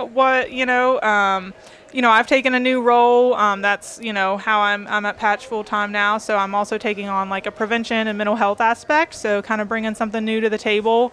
Well, that speaks to your background, though, right? Yeah. So with the school counseling background, this grant came up, and it really for one, it fit perfect with my interests and talents, but it also fit perfectly with Patch. Yeah. So when I talked to the state director, she was like, Patch is exactly, the type of organization that needs to take this on. You already kind of have an audience because we work with youth. So I primarily work through this grant with middle schoolers and high schoolers. So those programs will be filtered there. And I am working outside of the county as well in our region. But there will be some new things here in Roane County for those students. Some of it will be a continuation of the lady that had the position before. So there's a student leadership group that I'm working on picking back up. It's a little bit of a slow start, but yeah. So positive youth development is the main goal. With what I'll be doing through that program. Well, that's a very interesting point for what you guys are adding, and I think coming off of COVID, I was in the school system during that, and as were you, so we know what's necessary right now for not only that group, but people who are going through that younger ages up to older, and not even just that. But the way things are these days, the way things are happening these days, there is a definite need for that. There's a much bigger need than we ever thought we would have to have for mental health when it comes to not only adults but students. Yeah, and that's something that Dave and I talked about. He said this is an aspect that we're not doing a lot with right now. Obviously after school programs, that is prevention in and of itself, right? Because we're giving kids a safe place and giving them educational activities. But this is just kind of an expansion of that. It allows us to develop more. So we're excited. So you'll see me doing some of the things that I've already done. And then also taking on some new things as well in this new position. So, well, I'll tell you what, Marie, you came armed to the teeth today. I appreciate that because I was like, there's some things I may have forgot to ask her, but I was hoping that you had a list, and you did have a list. Thank you so much for that. And again, this is what Patch does, and they are ever expanding, ever adapting to the changing needs of their students, to the population in general. Adults are now served with this situation. What you guys do, continue to do, is so good for this county. Remember, the Patch levy is on the ballot in November. I don't think there's going to be an issue with it. I don't believe there was last time. Hopefully people understand the quality of services that Patch 21 provides, and will continue to provide with the help from our taxpayers here. Yeah, definitely. And again, we're just asking for a renewal of the current levy. Yep. So this is nothing new for those landowners. It's going to be, just a continuation. So, and it is going to be roughly $23 a year for the average taxpayer. But by paying that, you're really helping out the youth and families in our community. Yep. Well, Marie Hedges, I'm going to let you go early because I know you've got a lot of things to do. Maybe you want to watch the parade. The next event, though, don't forget, tomorrow morning, right down behind us at Heritage Park, 9 a.m. are the sign-ups. It's $20 at the door. Yes. If you want to get involved with the Black Walnut Festival 5K Nut Run and Walk, you can run, you can walk, you can run, walk. You can be a kid, you can enter, whatever you need to do. Definitely. Just enjoy the day, and we'll be excited to be there tomorrow morning to cover that as well. Marie Hedges, thank you so much with Patch 21. Obviously a great organization here in town. All right. Yes, and thank you, Drew, for having us here today. 100%, folks. We are going to break away now. We are going to shut down our equipment, and we're going to make a mad dash to Main Street. We're going to set everything up and get ourselves ready for the grand parade here at the 70th Annual West Virginia Black Walnut Festival.